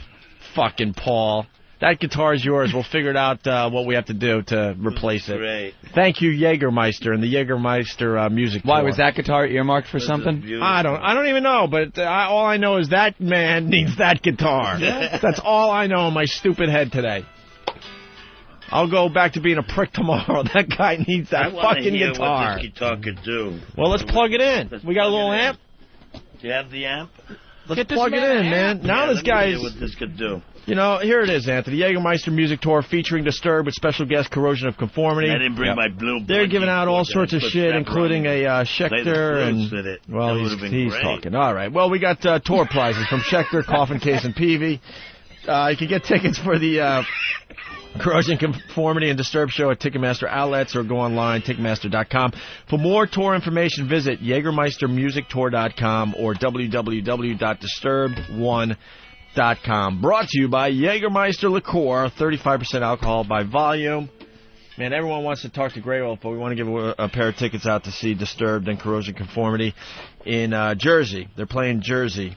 Starland Theater tonight. Okay, so if you're close to Starland Theater, you could get your ass over there, and you want to see Disturbed and Corrosion of Conformity, give us a call. We got tickets and VIP passes and things for you, okay? We'll take a random caller right now to the radio program. And the first time we did the homeless shopping spree, we got on the subway, all of us from 14th Street, and we came up. Yeah. And we got to the stop, and Grey Wolf looked at me, and he thought it was one of those scams where it's like, yeah, come get a color television. And he looked at me and he said, I don't want to go.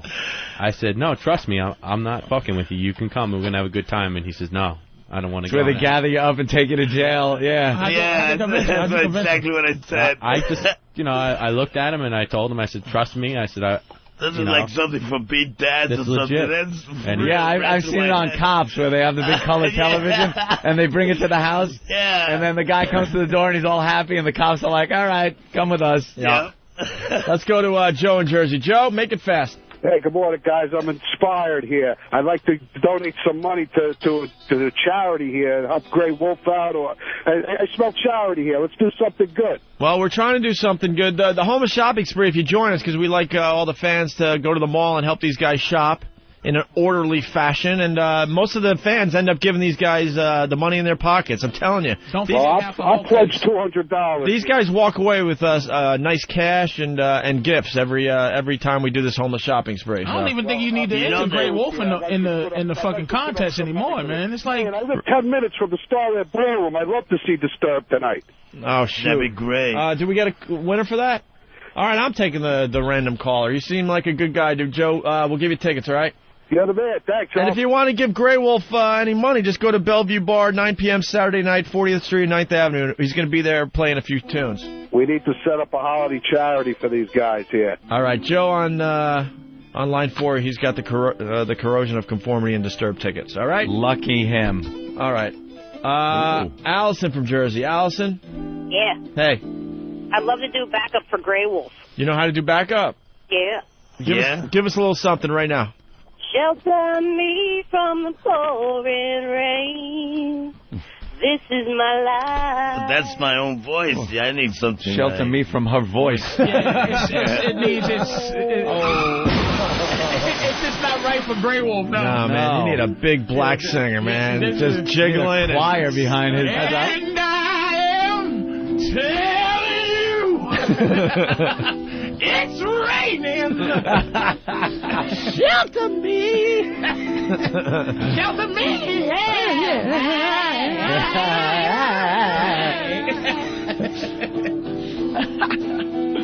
Oh, that's the song. Look, we're watching it being performed by the master.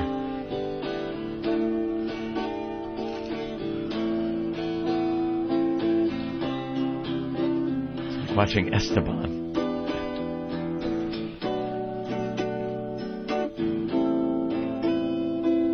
Instrumental version. This guitar feels great. That's yours, you like it? I like it. It's yours. Just don't I like it a lot. Dude, it's yours. Don't go to a fucking pawn shop on us. No, we'll be so disappointed. And make sure it doesn't get stolen. He'll be blowing top of beer bottles. That's another thing. When I was drinking, I got the last guitar I had. It was stolen from me on 14 and 8. Oh, see, that's going to be stolen. It was a $1,700 Johnson acoustic electric. Oh, man, give us that guitar back. It's going to get stolen. No, don't be an Indian giver now, we can keep it in a closet. You can come by anytime you want to play it, man. I mean, anytime. The Indian giver. Let's keep it safe for you. Damn. I just know how this is going to end. No, this here is going to be... Don't end up having him being dead. Do you know that I've tried to perform on, I've been making performances like in the subway station on 42nd. Uh-huh. And most of the officers there, they're kind to me. They know that I'm working with Moonies, which is Music on the New York. Oh. And I have an audition coming up so that way I can get my permit. It was the Reverend Some Young Moon there. You were a fucking Mooney for a second. Mooney. Fucking Mooney. He's Music I thought on you were the going New to marry York. 1,000 couples in the Now, subway system. They actually they call it something. Music Under New York. Yeah. The friggin' guys that play in the subways and stuff. And I'm going to be auditioning so that way I could get my schedule and be part of the program. Yeah. And Mooney, he has a lot of pamphletas, but he doesn't have something that we prepared as a secret, and I'm not giving it away because Juan Castillo, he's preparing me to do this, and we're going to do it right. All right, cool. Listen, they don't have that kind of music on the New York, and it's going to be great to have something like that. You know any John Lennon? It was 25 years ago today.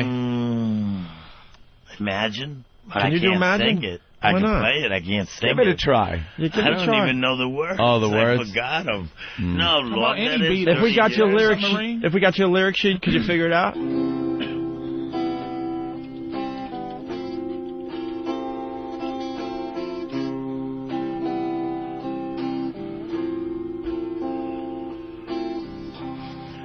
Imagine. That's about it. Well, Drew, work your magic. I can't do that. I can't Let's see do how that good to you him. are, Joe. John Lennon's my idol, man. You know that to many of the people One that word. grew up in the 60s, you know that John Lennon was like our really Christ and our leader, man. He just gave us so much. Do you know any Beatles songs? Imagine. Drew will just work his fucking magic. It'll be a hit. You know, I don't want to do any Beatles song because, one, they were a great group. And We got the lyrics, I though, don't- bro. We got the lyrics. You'll make a lot of people shed a tear today if you can pull this one off.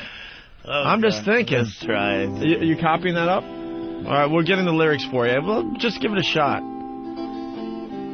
Hold on. Let us get the lyrics for you. You could Does put he up know that any other guitar. Beatles songs? The Yellow Submarine, or Hold My Hand, anything? Submarine. Fucking Strawberry Fields. Yellow Submarine. I like that song. The Yellow Submarine was a great song. Thank you. Hey, great. Hey, listen, I had a great spirit saying, Yeah. Oh, Yoko Ono's on Oh, God. on CNN. Ugh. Oh, God. Oh, no. As we said. All right. You picked the worst Beatles song. The Beatles worst. fans out there are like, what are you doing, Listen, Patrice? Grace Spirit Right. said to me, Yellow Submarine. Yellow Submarine.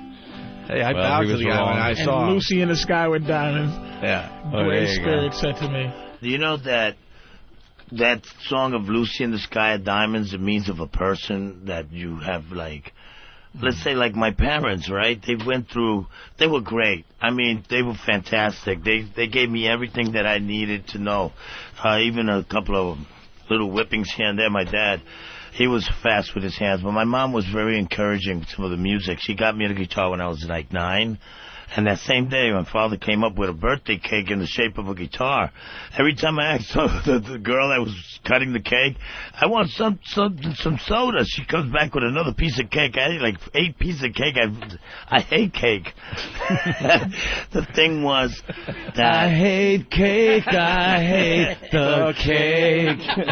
the thing is She that came back with soda. when they went through their 25th I wanted a anniversary. piece of cake. This is my Which is knife. the 25th anniversary and the wedding this is like the golden anniversary or the silver one? I don't know. I think it's like... The golden one. Why is the other homeless guy getting naked out there? What the fuck? What do you... Dude, one of your homeless guys is getting naked. All right, we're going to get to... We got to separate the... There's homeless and then there's homeless, man. I don't want to lump the other guys in with Grey Wolf, all right? I don't want to lump in half a Hulk face with the genius that is Grey Wolf. Half a Hulk face, your friend, Grey Wolf? I've seen them in the streets, but I never spoke with them. Like, I met one with What is that sickness called? I don't like to give names like schizophrenia. Like that. Yeah, paranoid schizophrenia. Yeah. No. What kind of sickness? No, There's that's a lot like of them out there. something where the muscles contract. And the Bill's. He told me the name, but I just all right. couldn't remember at the moment. He'll let us. Now, is there homeless, and is there like really, really homeless? Like, are there homeless that homeless guys go, God damn, I he's like homeless. the other guy. He's hilarious when he laughs. He sounds like Beavis and Butthead all together. Oh yeah, so there are lesser homeless. Yeah. There's a hierarchy. Are you on a hierarchy of homeless? Like you're like a great? Are you like just above living somewhere? You know that when my mom passed away is when this hit me. I didn't cry or nothing, and then it just like took over my life, and I just took a dive into out of society, and I lost myself for 18 years. My family kept searching for me. I didn't call, I didn't write. For almost 20 years, they didn't know about me and my whereabouts. My brother's a police officer, and he couldn't even find me. And I was right here in the city. I let my hair grow. I made it into braids, put a couple of pigeon feathers in my hair, and then there it was, instant Indian. Pigeon My family couldn't pass me by. They couldn't even recognize me. Bird. Great pigeon. But Great now bird. I own a certain amount of eagle feathers given to me by the Native Americans. They have seen my regrowth. Yeah. It was just the beginning. Grey right. Wolf had like his eyes covered up with clay, and these feathers were the magic bird that just kept pecking into my eyes. Homeless guy and ever. made me see the real picture again. And then when I'm sudden, keep telling me, go east. And I don't want to see you in the West. I promised 6 months, and I gave them 4 years of my life doing a rehab upstate. That straightened out my life for the better. Thank you, Keith. All right. Because that day was a magic day for me.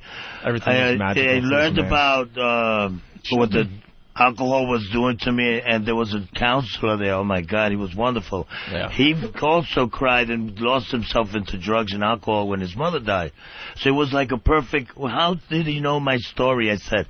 And he was like perfect. I stopped and spoke to him, and he just got me on the right track. Don't do this in Bellevue Bar. Like, as you know, he's sitting stories in between. I'm just going to play music and from Newport. And sign autographs. And when I was a kid, I pictures liked cheese to be in slices. Just like I said, I'm going to have like something up front there. Grey Wolf. Maybe All right, Grey Wolf. You need an editor. All right, listen to me. We got the lyrics to Imagine in front of you. I say for Lennon, 25 years ago today, you give it a shot. If it works, it works. If it doesn't, it doesn't. Do it it's in your all own good. style. Yeah, do it in your own style, man. However you want. Just interpret the song today for us on the 25th anniversary, Let the spirit of John Lennon go through you. Want to hold it up for you? Cool. You want someone to hold the lyrics up for you? That's good. I can read right there. All right, here we go. I just needed to pull my glass. I'm turning old. All right, here we go. I need this. Like a magnifying glass. Okay. There you go.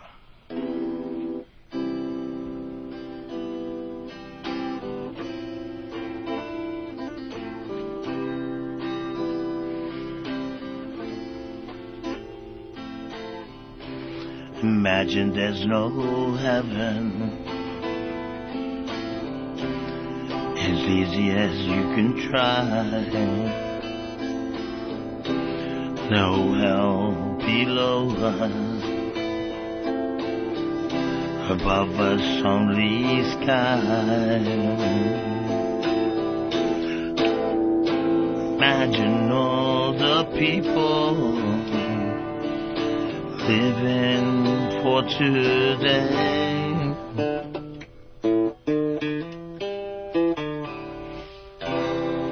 Imagine this.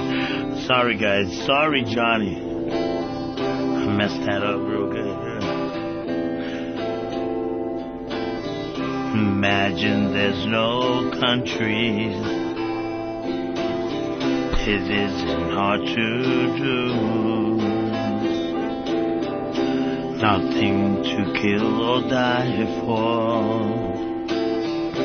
No religions too. Imagine all the people living in for peace. That's about it. I can't do this other part. I'm just a dreamer. I hope John forgives me if I get up there and then one day and he sees me, man, wherever we go. I don't know, because one day I had one of those experiences, and it wasn't an out-of-body thing. It was a real McCoy, and it was dark, and it was quiet. And to those who last their lives in a wicked world of darkness as a creature of the night, better understand, this is all we got is one life. A little more poetry. Yeah, right. Well, he wrote Bring in that Hulkface. better, I guess. Yeah, bring in half a Hulkface. I sorted through All right. read between the lines. All right, Grey Wolf. Very, very good. We're going to have you do another song before the end of the show. So, is it going to try? Oh, you don't have the second half of that song yet. No, I have to. You still got to write it a little bit, right? Yeah. Okay. All right, but work up something and end the show today. Yeah, I'm going to, see what happens. All right. Get a cigarette break, Keith. Yeah, to get Grey Wolf out of the studio, grab the guitar and the amp and all that, and we'll do something a little later with Grey Wolf. There he is, everybody. Bravo. Genius. All right. There he goes. Watch those headphones there. You got to take those off, or else... Yeah, okay. We'll take a quick break, Ant. We'll talk to Half a Hulkface next. Gather around the... That scared me. We're back with the Opie and Anthony program. In studio, Patrice O'Neal. Keith the Cop stopped by with a few of our homeless friends. We're getting ready to interview Half a Hulkface, and man, we're learning a lot about Half a Hulkface. Yeah. First of all... all secondhand. First of all, someone threw him an apple today thinking, hey, man, he's hungry, right? The guy goes, dude, I can't eat an apple. I don't have teeth. Holy shit. Found that out. And then we found out this other thing. He helped out the police once with an attempted homicide in a shelter.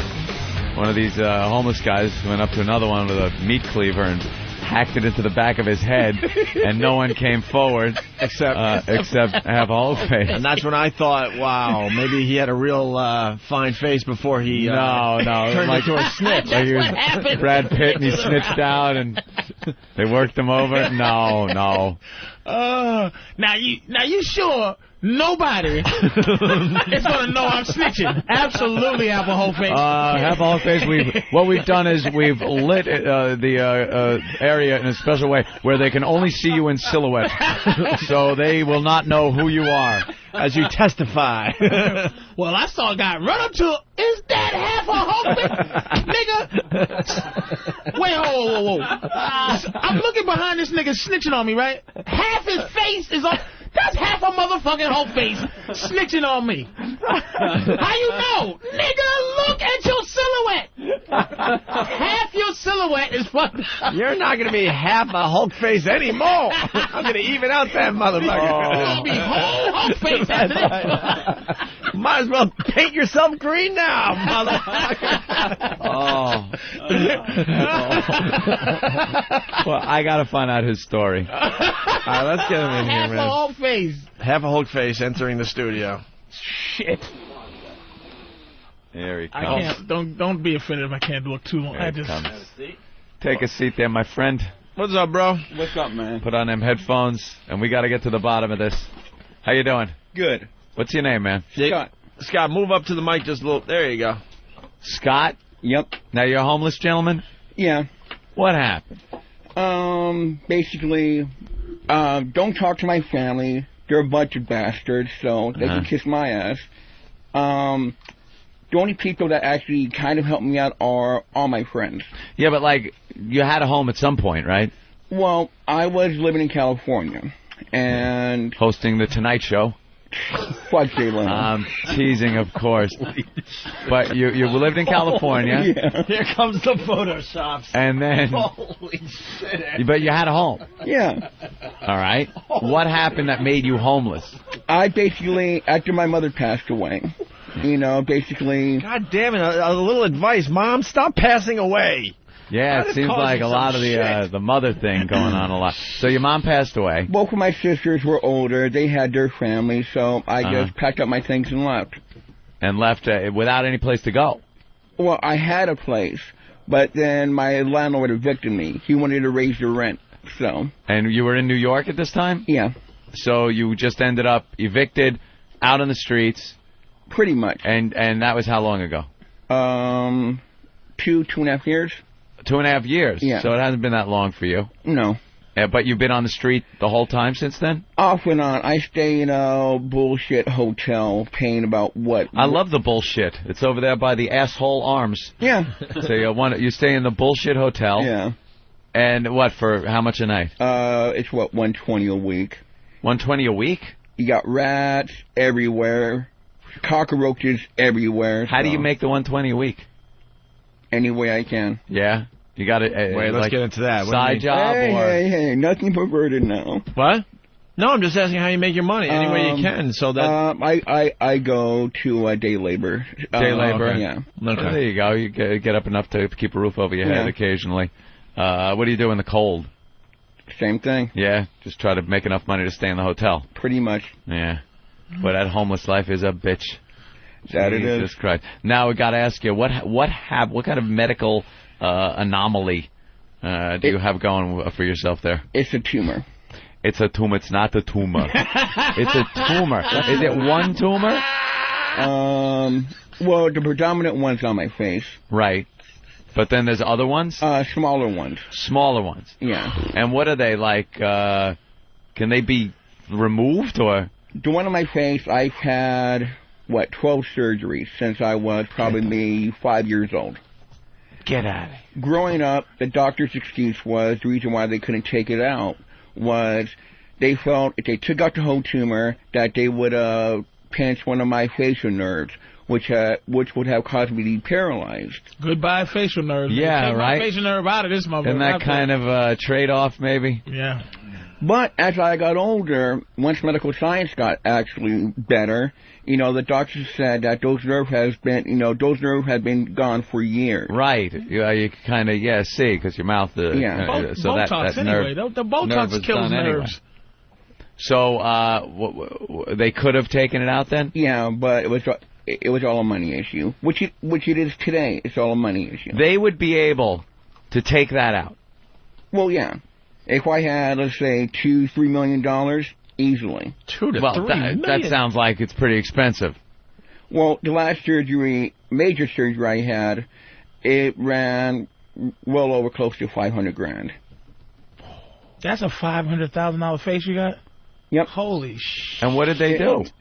The last major one, what they did was the tumor was about maybe 2 inches away from my esophagus.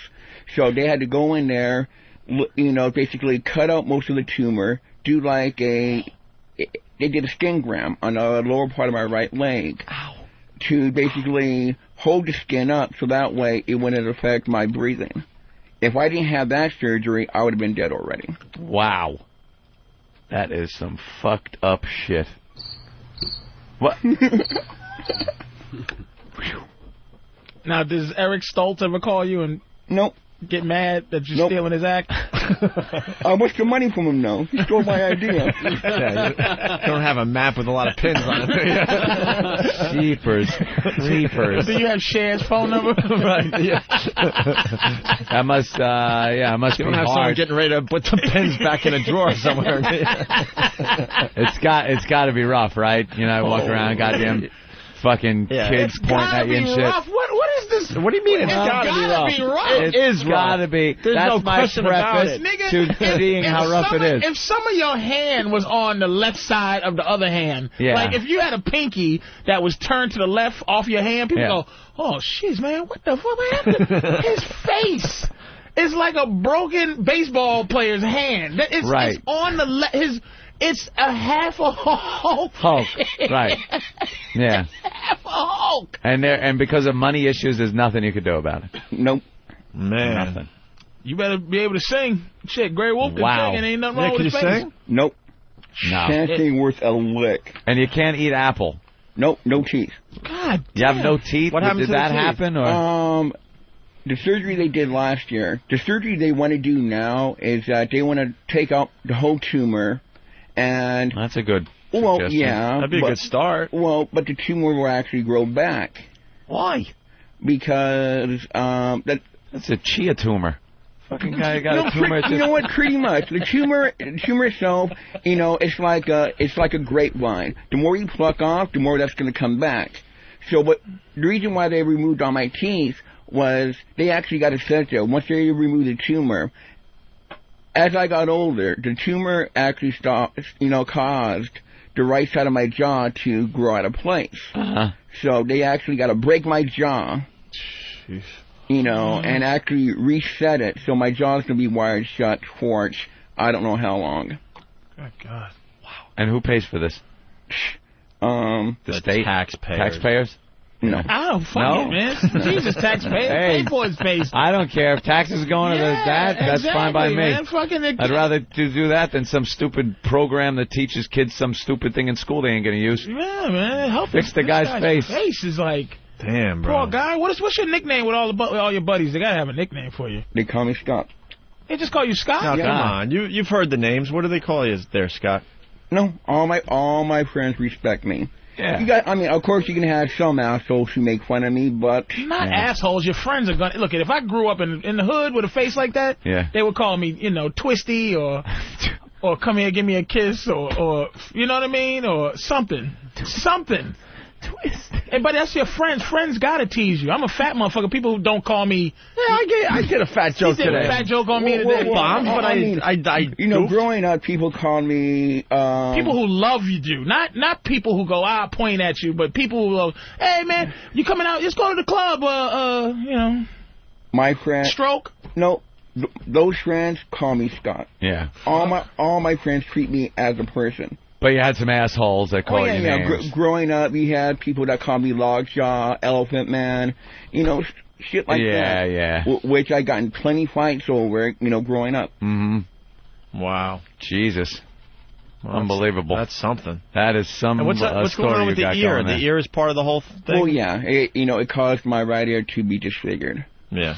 And dropped. It's dropped too, right? Because of the fucking tumor. Jesus. Gotta get rid of that tumor. That shit's crazy, dude. And then it'll just grow back. Yeah. The tumor itself is hereditary on my mother's side of the family. But, but the only two people that's really affected by it is me and my cousin Eric. He had one growing on the lower part of his back. He had 2 surgeries. Then the tumor bursted. So they actually had to go in there and do emergency surgery, in order to clean everything out. The tumor bursted. Jesus. That can happen? Yep. Could it happen to you? So this is Christmas. Happy holidays, everyone. Ain't this a bitch? Well, growing up, the doctors told my parents straight out that I wouldn't live to see my 16th birthday. They figured sooner or later the tumor would kill me. I'm 31 now, so I outlived the doctors by 15 years. Yeah. Shit. How would it kill you? Just grow into your brain or something? Well, it's actually... At this point, you got to be cursing the doctor. Well, actually, it's actually started at the back of the head, near the brain. So it starts off at the back, and it's working its way forward. So it's working its way forward. Is it eventually going to, take over the other half of your face or something? No. Yeah, when does it get Just that half? Yeah, just that half. And will it go into your brain? All right, can we get the crazy guy in here? Wow. It's really starting to freak me out. Oh, that guy's dancing. He's fighting imaginary people and stuff. Do you know that guy? Quagmire from Family Guy. Hey, giggity, giggity. He's doing a giggity, giggity. Hey, giggity, all right, well, giggity. you going to go on the homeless shopping spree? Sure. Very cool. All right, Scott. Get you, anything else you want people to know about you? I hear you're very intelligent. Yeah. He's not an animal. No. He's a human being. Of course he is. That's right. You gonna make an appearance at Grey Wolf's gig on Saturday night? Of course. Should show up, sign some autographs.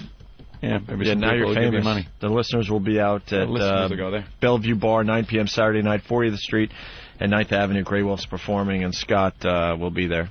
Good. All right. We're gonna just thank you, Scott. Let's get the other guy in real fast. Hang around though, man. You need anything? You all set? All right, cool. He told you what he needs. He needs $3 million, $3 million for the surgery. That's what he needs. Oh my God. The ear is stretched. Did you see the ear? The ear's on the bottom. Tell him it's just... Yeah. You can do it. Come on. The ear is down on his neck. Half a Hulk is like... We got a picture for the website, of course. There we go. Hey, he's a happy guy. Look at you smiling and laughing and shit. What's up, Jose? And the new champ at how you doing, boss? 113 pounds. What's up, man? Eduardo. Holy shit. What I could tell you, gentlemen. Wow. What's your deal, Jose? I don't got... Besides the fact that you'd probably have to shave every 10 minutes. No shit. You got one of those beards, One of those beards that go up to the bottom of his eyes. My God. He doesn't God damn. This guy's got to shave his cheeks every day. And now, from Guatemala, the incredible dog boy. The dog boy from Guatemala. On the front cover of U.S. News. Yeah, that was Bat Boy. Jesus is coming back, and there's a Puerto Rican wolf boy. We got to start our own sideshow, man. We have to do it, I'm telling you. So what's up, brah? You. Now, we heard an interview you did at the bus station. Yeah, and you were talking about things like a woman and the fact that she's fucking some other guy. Your wife. Your wife? You're right. Yeah. What's that story, man? I don't know what she is. I don't know what You don't know where she is? No. But she's having sex with another man. Some other man? Most likely. That's no good, man. That's not a big deal, is it? I got to find me another one. Another woman. But I'm not ready for that, you know. Yeah. My situation right now is very But you're deep. homeless. No, I don't consider homeless. No? I consider living. I like the street. I like drinking. That's what I do. That's But my label. do you have a house? No. That's homeless. No, but he chooses to be on the street because he enjoys the drinking. Some and the lifestyle. yeah. He enjoys the lifestyle. You're right. Yeah. Homeless, I chose Maybe a this little life. more. Yeah. I know what's coming to me. Wait a minute. I don't get that. I understand that, man. He chose to go and live out on the street, so you're not homeless because you don't. You say fuck the home. It's a long story. Let me tell you That's something. like saying. I get what he's saying. Yeah, that's like saying I'm bicycleless. I don't care. I don't want a fucking bicycle. So no one's going to call me bicycleless. He knows the consequences of the lifestyle he wants to lead. Right. You can somebody can hurt you. You can go to jail. You can. What about the be weather? dead. It gets cold out at night. What do you do? I drink liquor. Drink liquor, and that keeps you warm. And he That's what boxes the cold. The doctors recommend that. Yeah, perfect. It's a long story. I don't know my father. No. What about your mom? I started drinking and sniffing cocaine with my mother, too. Oh, really? It's a long story. Is your mother still I around? want to born my super spoon. Is your mother still around? I'm looking for her. Oh, you're looking? She got my social security. She got my... No, I don't know what she Oh, you don't know your social security number? I don't know what she are. But I went to jail for 90 days, 3 months. What'd you go to jail for?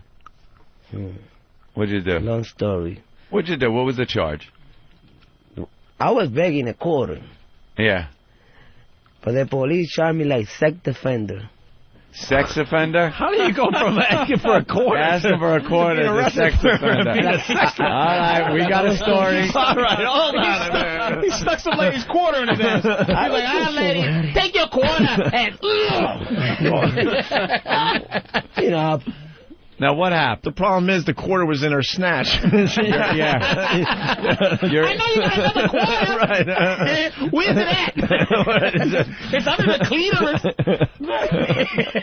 Yeah. Now, you say you're asking for a quarter, and they get you for sex rap. What happened? Come on, walk us through this. What man. happened? I'll be honest. I never lie. I didn't do nothing wrong. You know how... I understand. How police... But what is the police are beautiful. Let me ask you, what did the police say you did? We know you were just asking for a quarter. What did the police say that you did? I touched the guy in the ass. Yeah? A guy? Yeah. You touched the guy... in the ass. I want to touch a guy in the... I don't like guys. Right. The police say you like guys. Was this in a bathroom? No, that was in Rockefeller Center. Rockefeller Center. Yeah. Touch some fucking one of you entitled asshole. Did he have a suit on? Some white guy with a suit? Undercover cop. Undercover cop. Oh, you raped the undercover cop. Raped. I was looking at you, Patrice. How'd you do that? How'd you put... This guy's a fucking animal. I love him. So, undercover He's cop raping cops. is walking around. In Rockefeller Center. And he's probably looking for some people And that... he said I touched his ass. Right. You know, I went like that. Yeah. So he didn't charge you for pickpocketing. This motherfucker went No straight, panhandle, no straight harassment. to just- goddamn rape. So now... It's not rape. It's a little bit more high. It's like sex, you know. It's Higher than rape? It's not rape. It's sex offender. It's like you like to touch people, you know. Right. groping, lewd, lascivious behavior, type of shit? Lucky was not a woman, But I'd be still in jail. But now you say that you were asking him for a quarter? Yeah. So you said, hey, sir. No, he said I was touching him. In the ass.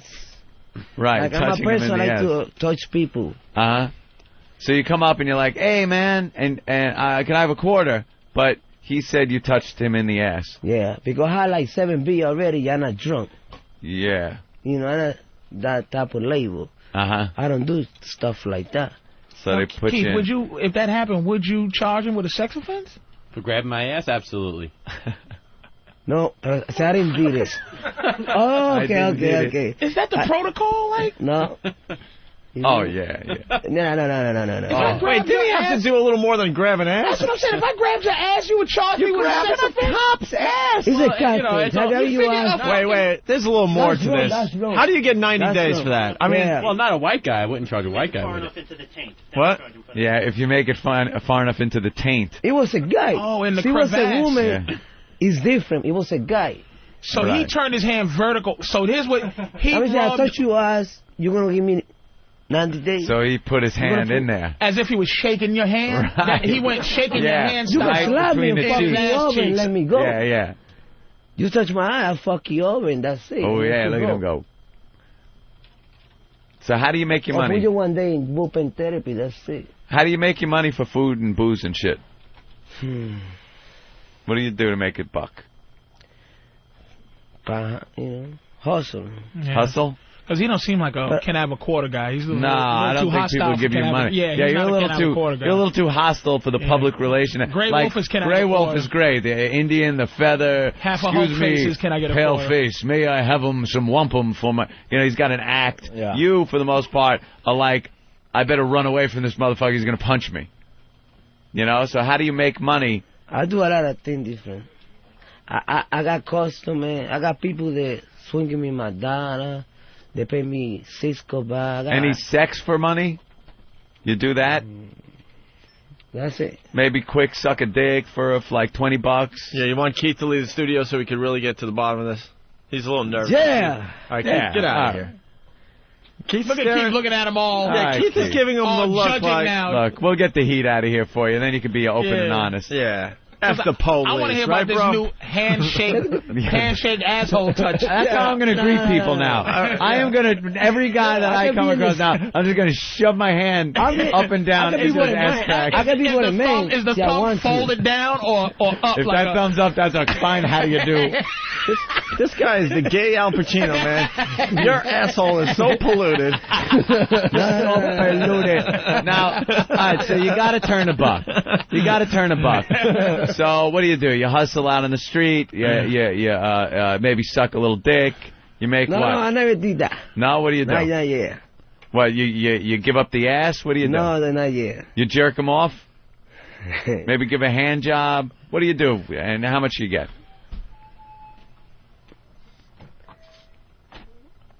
We got money. They suck my dick. They suck your dick? Yeah. And you make money? Yeah. How does this always happen? Sometimes, every not guy, all the time because I look a little bit now. every guy that says you can see he's a cutie pie though.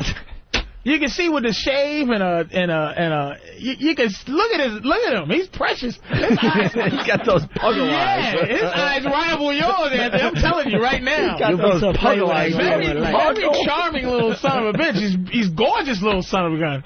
He really does look like a You'll be surprised when Andrew Cunanan type of feel to him. Oh, yeah, no shit, man.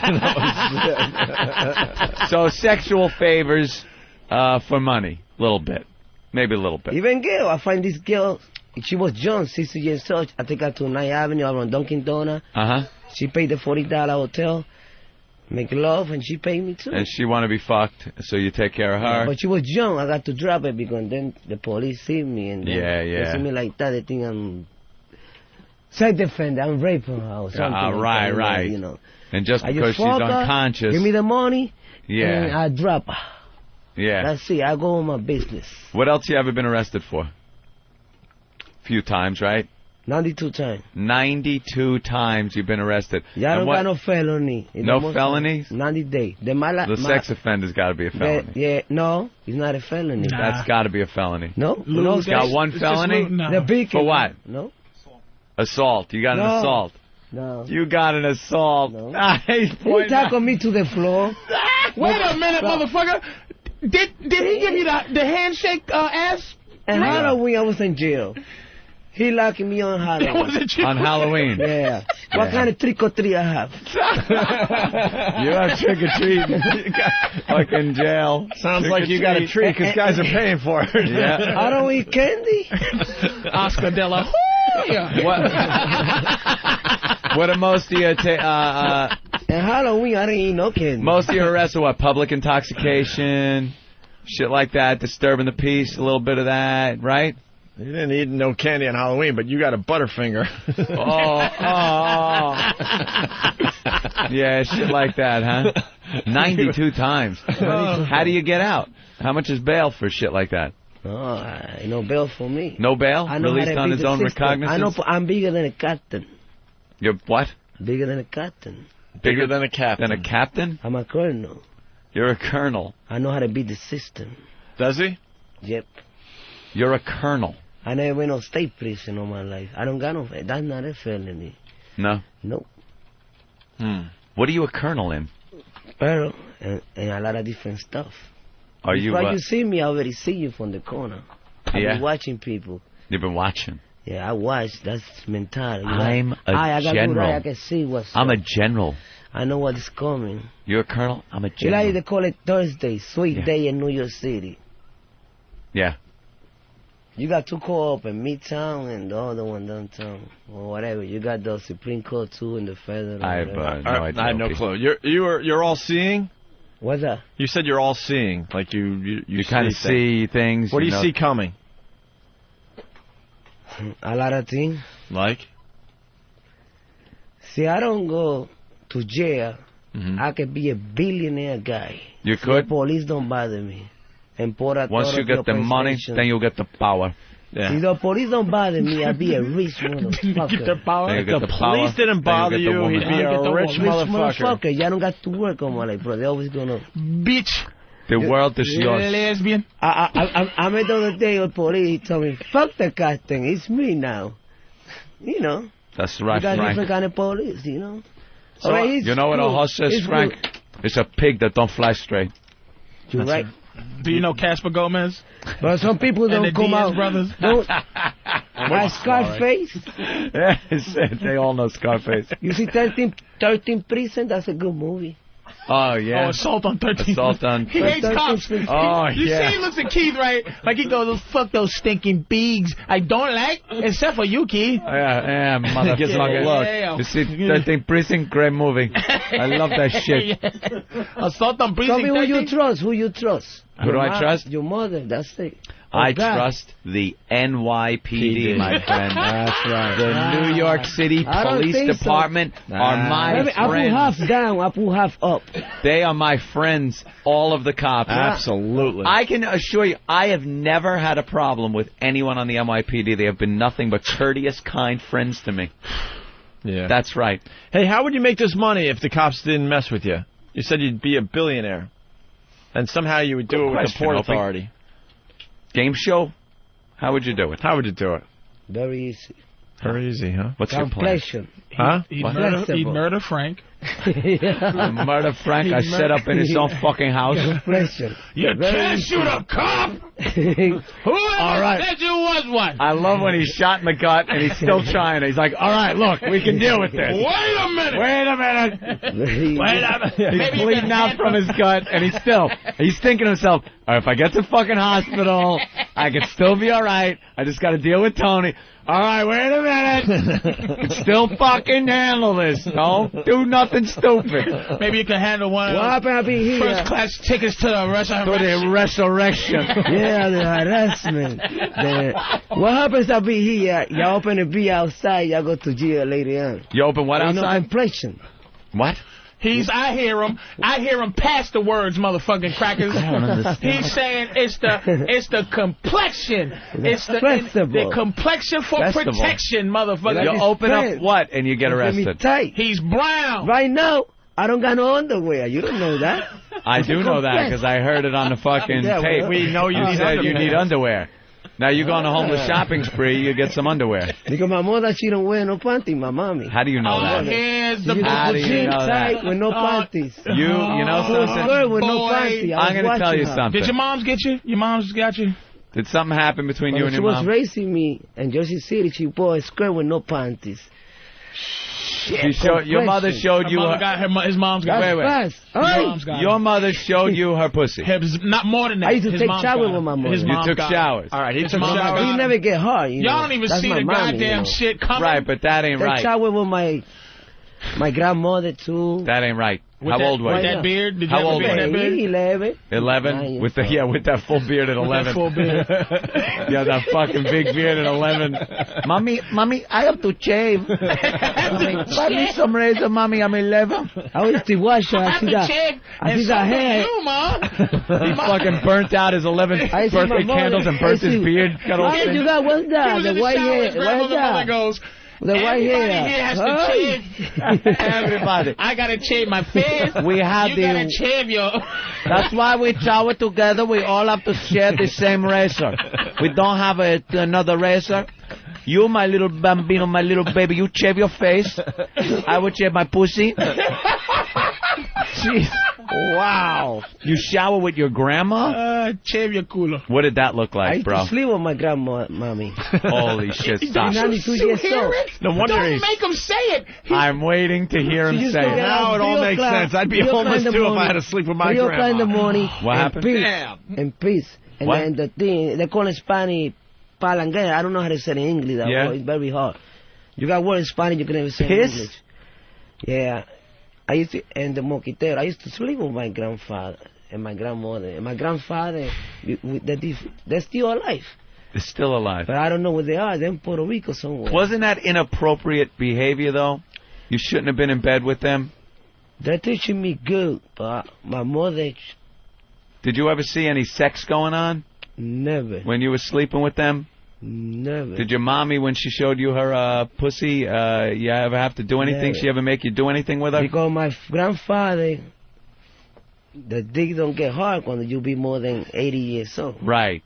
So somebody else has got to do the job. Kissing or put the finger, whatever. Or grandson or whatever. You know, when you get older, your dick don't get hard. Yeah. Well, look at him. Your dick don't get hard. That's why I'm here. Your dick still get hard, though, when you shove that hand in the fucking ass crack. Wait, you already went to the bathroom and what? And jerk off. Today? Hey! Talking about You're sex crazed, right? Yeah. Yeah, you're crazy. Yeah, no, you got to do it. Have you been arrested? The 92 times you've been arrested, has any been for inappropriately touching a woman? Nah. Wait, he? Yeah, he was sitting to I get see on somebody this show? shaking his head. Yes. He went in the bathroom and jerked off. Oh, very in Port Authority. Oh, Port Authority. I jerk off. Yeah. I get out every morning from the subway train. Give me a beer or a liquor, and that can keep me going. I feel good. You think about grandma's pussy when you jerk off? No. I think about the woman I see in the street. So you look at these women, then you go into Port Authority and jerk off. Do you ever jerk off somewhere where it's not in the bathroom, like maybe around a corner so you could look at a woman live, and as you're looking at her, you're jerking off? I see them jerking off with see someone nodding their head yes, and I see you smiling, motherfucker. I jerk off on the subway train. I jerk off outside on the subway. Train. I see them jerk off next to the dancing cowboy at 42nd Street. That feel good. You got a bottle too. The naked cowboy. That feel good. So you do the property. No, don't cross the... that's deadly. But if you're in the subway and you're jerking off looking at some woman... No, I'm just thinking about... Yeah, well, you're on the subway and you're jerking off and there are people there. What happens when you shoot? People there at 4 o'clock in the morning. I wake up at that time. What tune is in your head? Tequila? Anything. Give me Johnny Walker. So you've been arrested for public... what? Bullshit. Exposure for jerking off? No, never jerking off. Never. No, one day I got All right, one day you got I was locked up. pissing on the phone and the cat put the jerking off. Yeah, Over here around 9 and around the bar right here. I was walking with these ladies and they went to the bar. The guy. And something tells me they weren't walking with you. No. I kiss women too. Yeah? You see me, I look ugly. Let's put it like that, but I'm beautiful inside. I find Patrice women seems too. to think you're very attractive with a shave. You're a good candidate for a makeover. I kiss women. The other day I kissed a woman. I didn't make love to her. I'd walk with his crazy ass down the street just to get some... What? He says he has caught him in a dress. You wear a dress sometimes? Woman's clothing? No, whatever. You want to put me in the dress. No, maybe sometimes you've been This caught... guy was the guy who locked me on Halloween. See, you got one coming to the stomach, Mel. He locked me on Halloween. He's going to get a Mel right in the stomach. Wait a minute. Why you? Really fast, Sarge from Whackbag. All right. Go ahead, Sarge.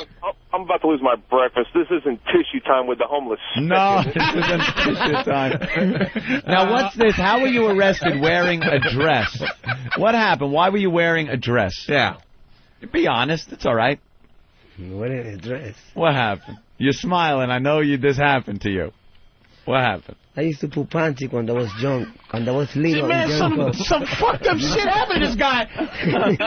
You're going to make him relive it. His moms did stuff to him, man. I used to put my cousin Obviously. panties in Puerto Rico and jerk off. You put panties play on. with the deal with my cousin. With your cousin? All right, so you and your cousin... Who got a bigger? This is an X-Files episode. So you and your cousin would put on panties and jerk each other off. Who come first? Who got a biggie? Who got a biggie? And I used to touch you like that. Who your girl first? Who got a biggie?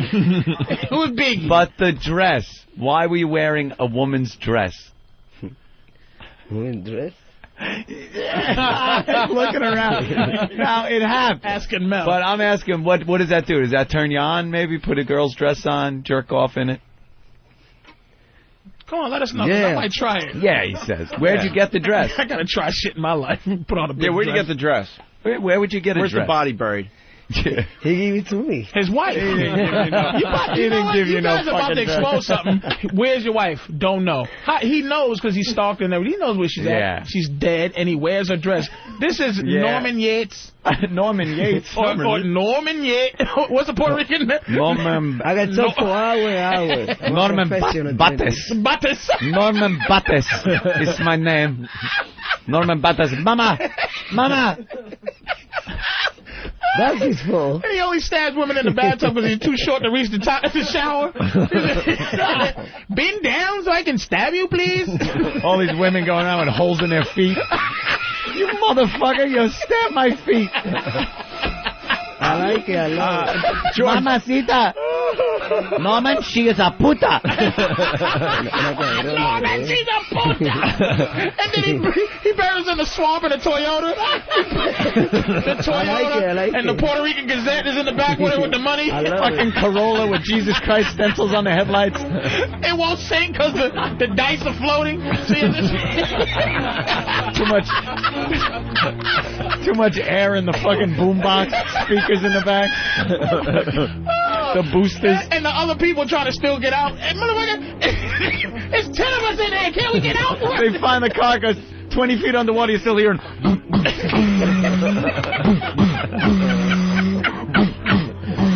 I like it. I like it. So you get the dress. Fucking Speedy Gonzales from your wife. Your wife finds out you like it wearing the dresses, so she leaves you, go for another guy, and you're looking for her. Mm-hmm. And you're all fucked up because as a kid, you wore panties, jerked off your cousin, had to sleep with your mother and your fucking grandparents. And your mother showed you her pussy. Was it nice? Did your mother have a nice pussy? Was your mother good looking? Was your mother a beautiful woman?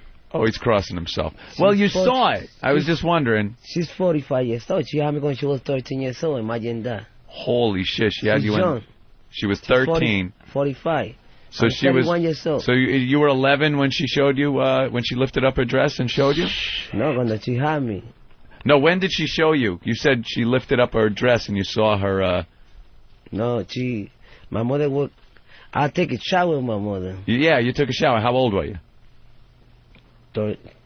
Young, 13 years like 13? Old. 13, she's like 26 and she's years old. 26? Was she pretty? Was she a pretty woman?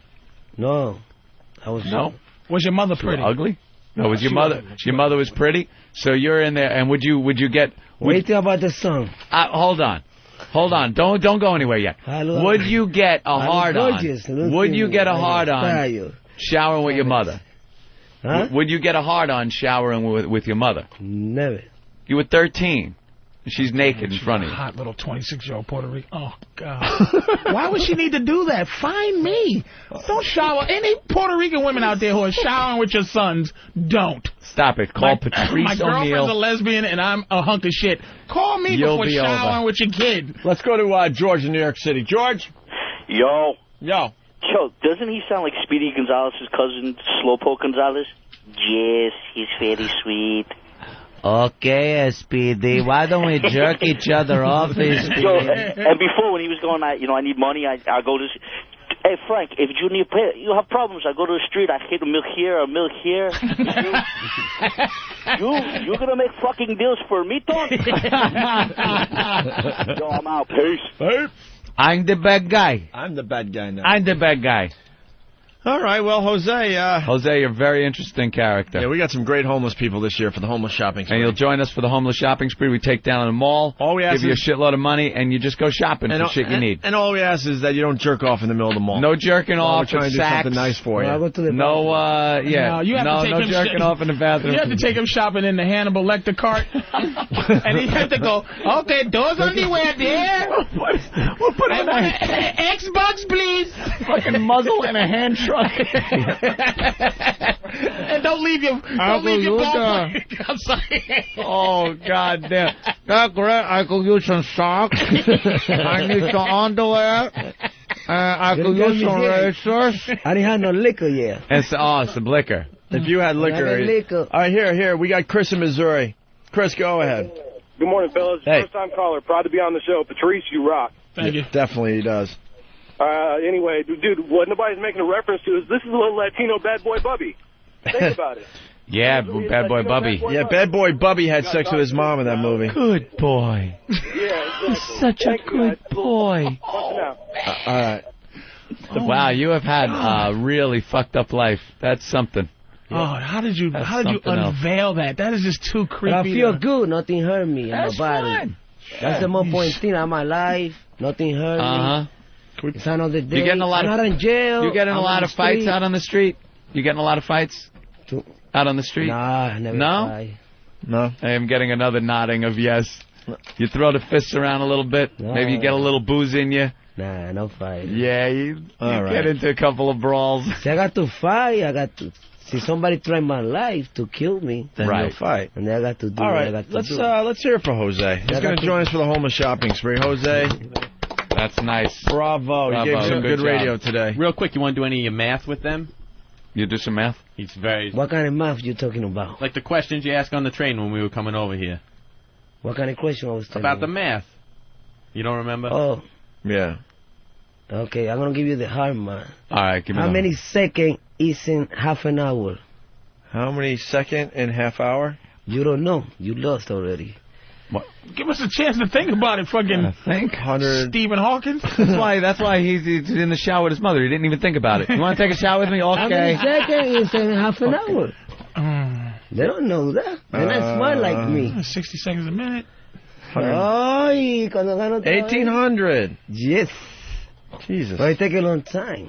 Because we were thinking. Because I didn't know it, but if you ask me again, I'll have I'll have it in a second. All right, give us another one. Ask me that question again. Go ahead. Okay. I can ask different. Just ask me the same question. Go ahead. Okay. Go ahead. In 15 minutes. No, ask me the same question. 15 minutes. Ask me the same question. 15 minutes. No. 900 minutes. I want the same fucking question, so I could go 1,800. 100 seconds, not 900 minutes. seconds. All right, give us another. Jose, give us another one. Come on. We got Elo outside the studio. We got to get him on the radio, so we got to move on. That's why I was trying to get to break. But go ahead, real fast. One more. Go ahead. Wait, let me give me a second. All right, listen, we don't have a second. Okay, let's go. Give him a break. His mama raped him. Let him finish. All right, let's go. Just let him finish. All right, let's go. Whatever he wants. God damn it. Let's go. Okay. Throw me the 3 station in Port Authority. I'm not talking about the Holland Tunnel. Say that again? Throw me the 3 station in Port Authority. The 3 stations in Port Authority. I bet you don't know. What are the 3 stations? I'm not talking about the Holland Tunnel. I'm not talking about the 3 station. You don't know that. What's the answer? Look how dramatic it is. so You don't know that. You don't know that. I told you now. don't know that. All right, what is it? The big Port Authority. John Square. Port Authority and Newark. Damn, that's there good. You go. Damn, that. I mean, come on. I didn't know that. That's right. You don't know about life. That's right, Frank. Drew Boogie can put that to music. I know. All right. You never told me the police. How many can work police? this out. Wait a minute. All right, Jose. Let's get Jose out of the studio. We got to take a break and get Elo in here. We'll get some XM resurrection. The Russia. Right here. Maybe you can handle why don't you hand yourself one of those first class tickets to the resurrection. Greatest Scarface quote of all time. Are we still there? Yeah, we're still there. Oh, sorry. This is how it works. Greatest Scarface quote of all time is fuck Casper Gomez and fuck the fucking Diaz brothers. Fuck them all. Bury those cockroaches. There you go. In honor of Jose, Christmas. Jose. I don't know. We got Brother Joe's police got my car. Face was like, he didn't have as good a story as. Yeah, but no, what a visual, man. The face. It's all going to be about half a Hulk face after the show when the fans and listeners go to the websites. Did you get his ear and his face? We got everything. The whole mess. The whole Picasso face, man. The whole medical examiner's face. Holy crap. The whole CSI shot of half a Hulk. And call Maury. We got his next show sitting in our lobby. Hey, you are a special guy. All right, here we go. Here's Brother Joe's Christmas song. It looks just like a Maury. Hey, man, you want to go out and get a beer and burn?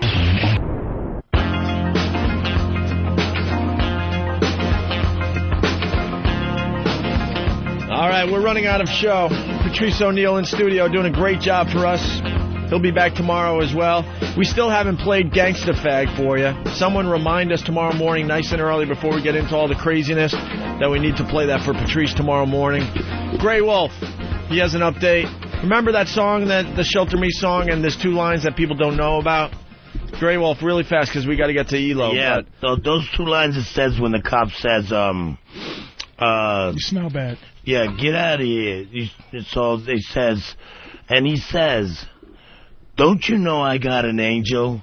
And the angel said, shelter me from the pouring rain. Those are the lines. So it's like, no, I got smell an bad. Here's the melody. You smell bad. Get out of here. Don't you know I got an angel?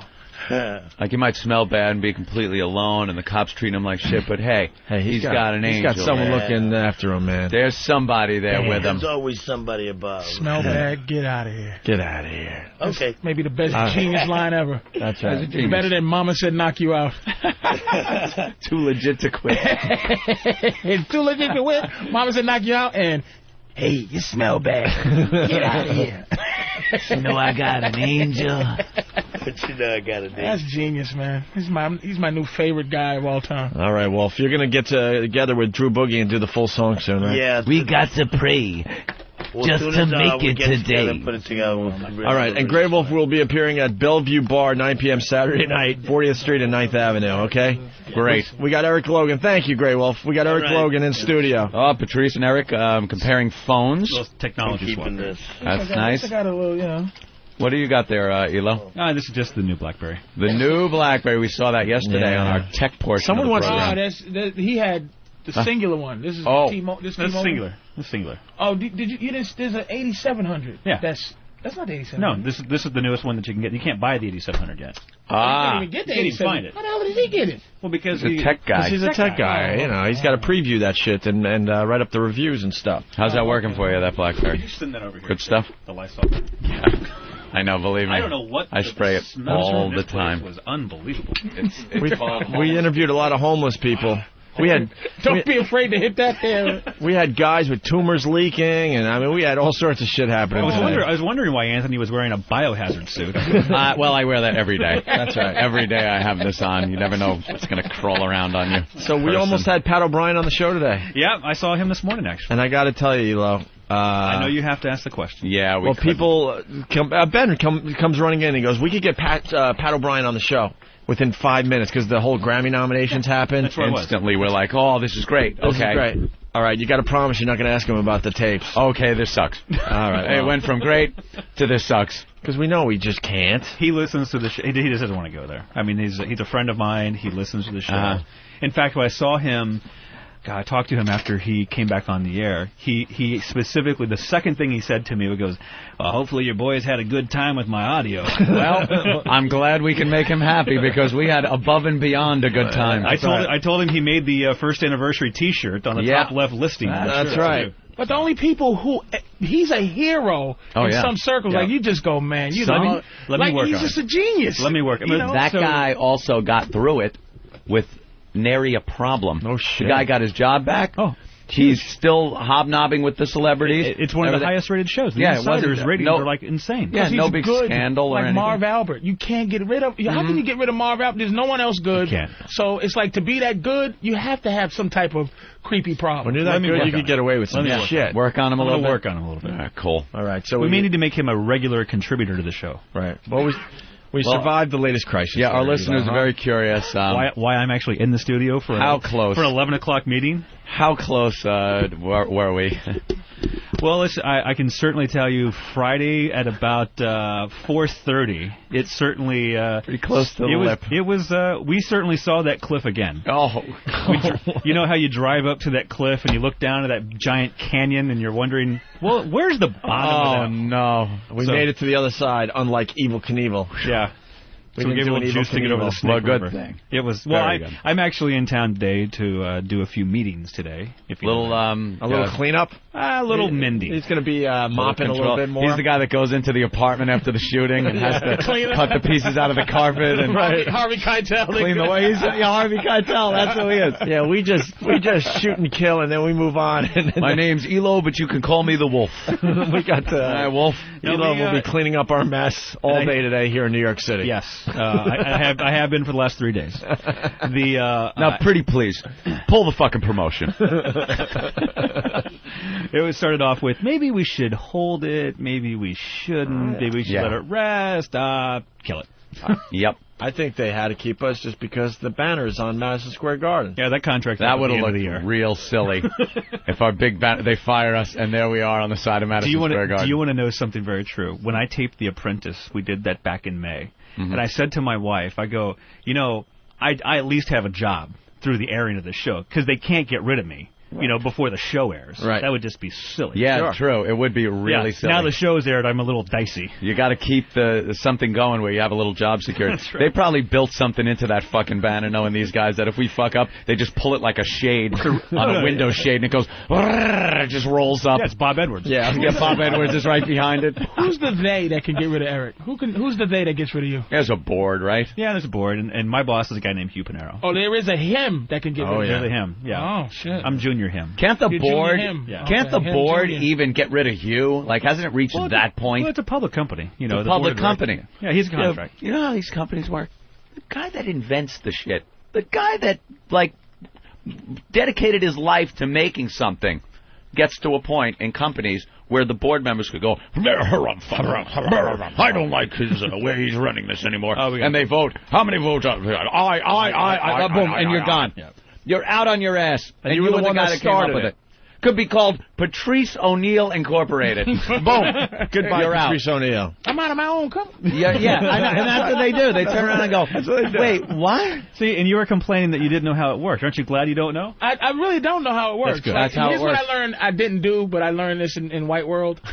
It's like we have to meld.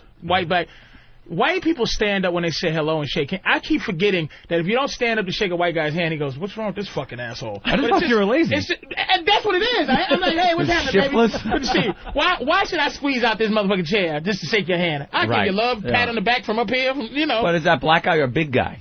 But that's black guy. Black people don't go,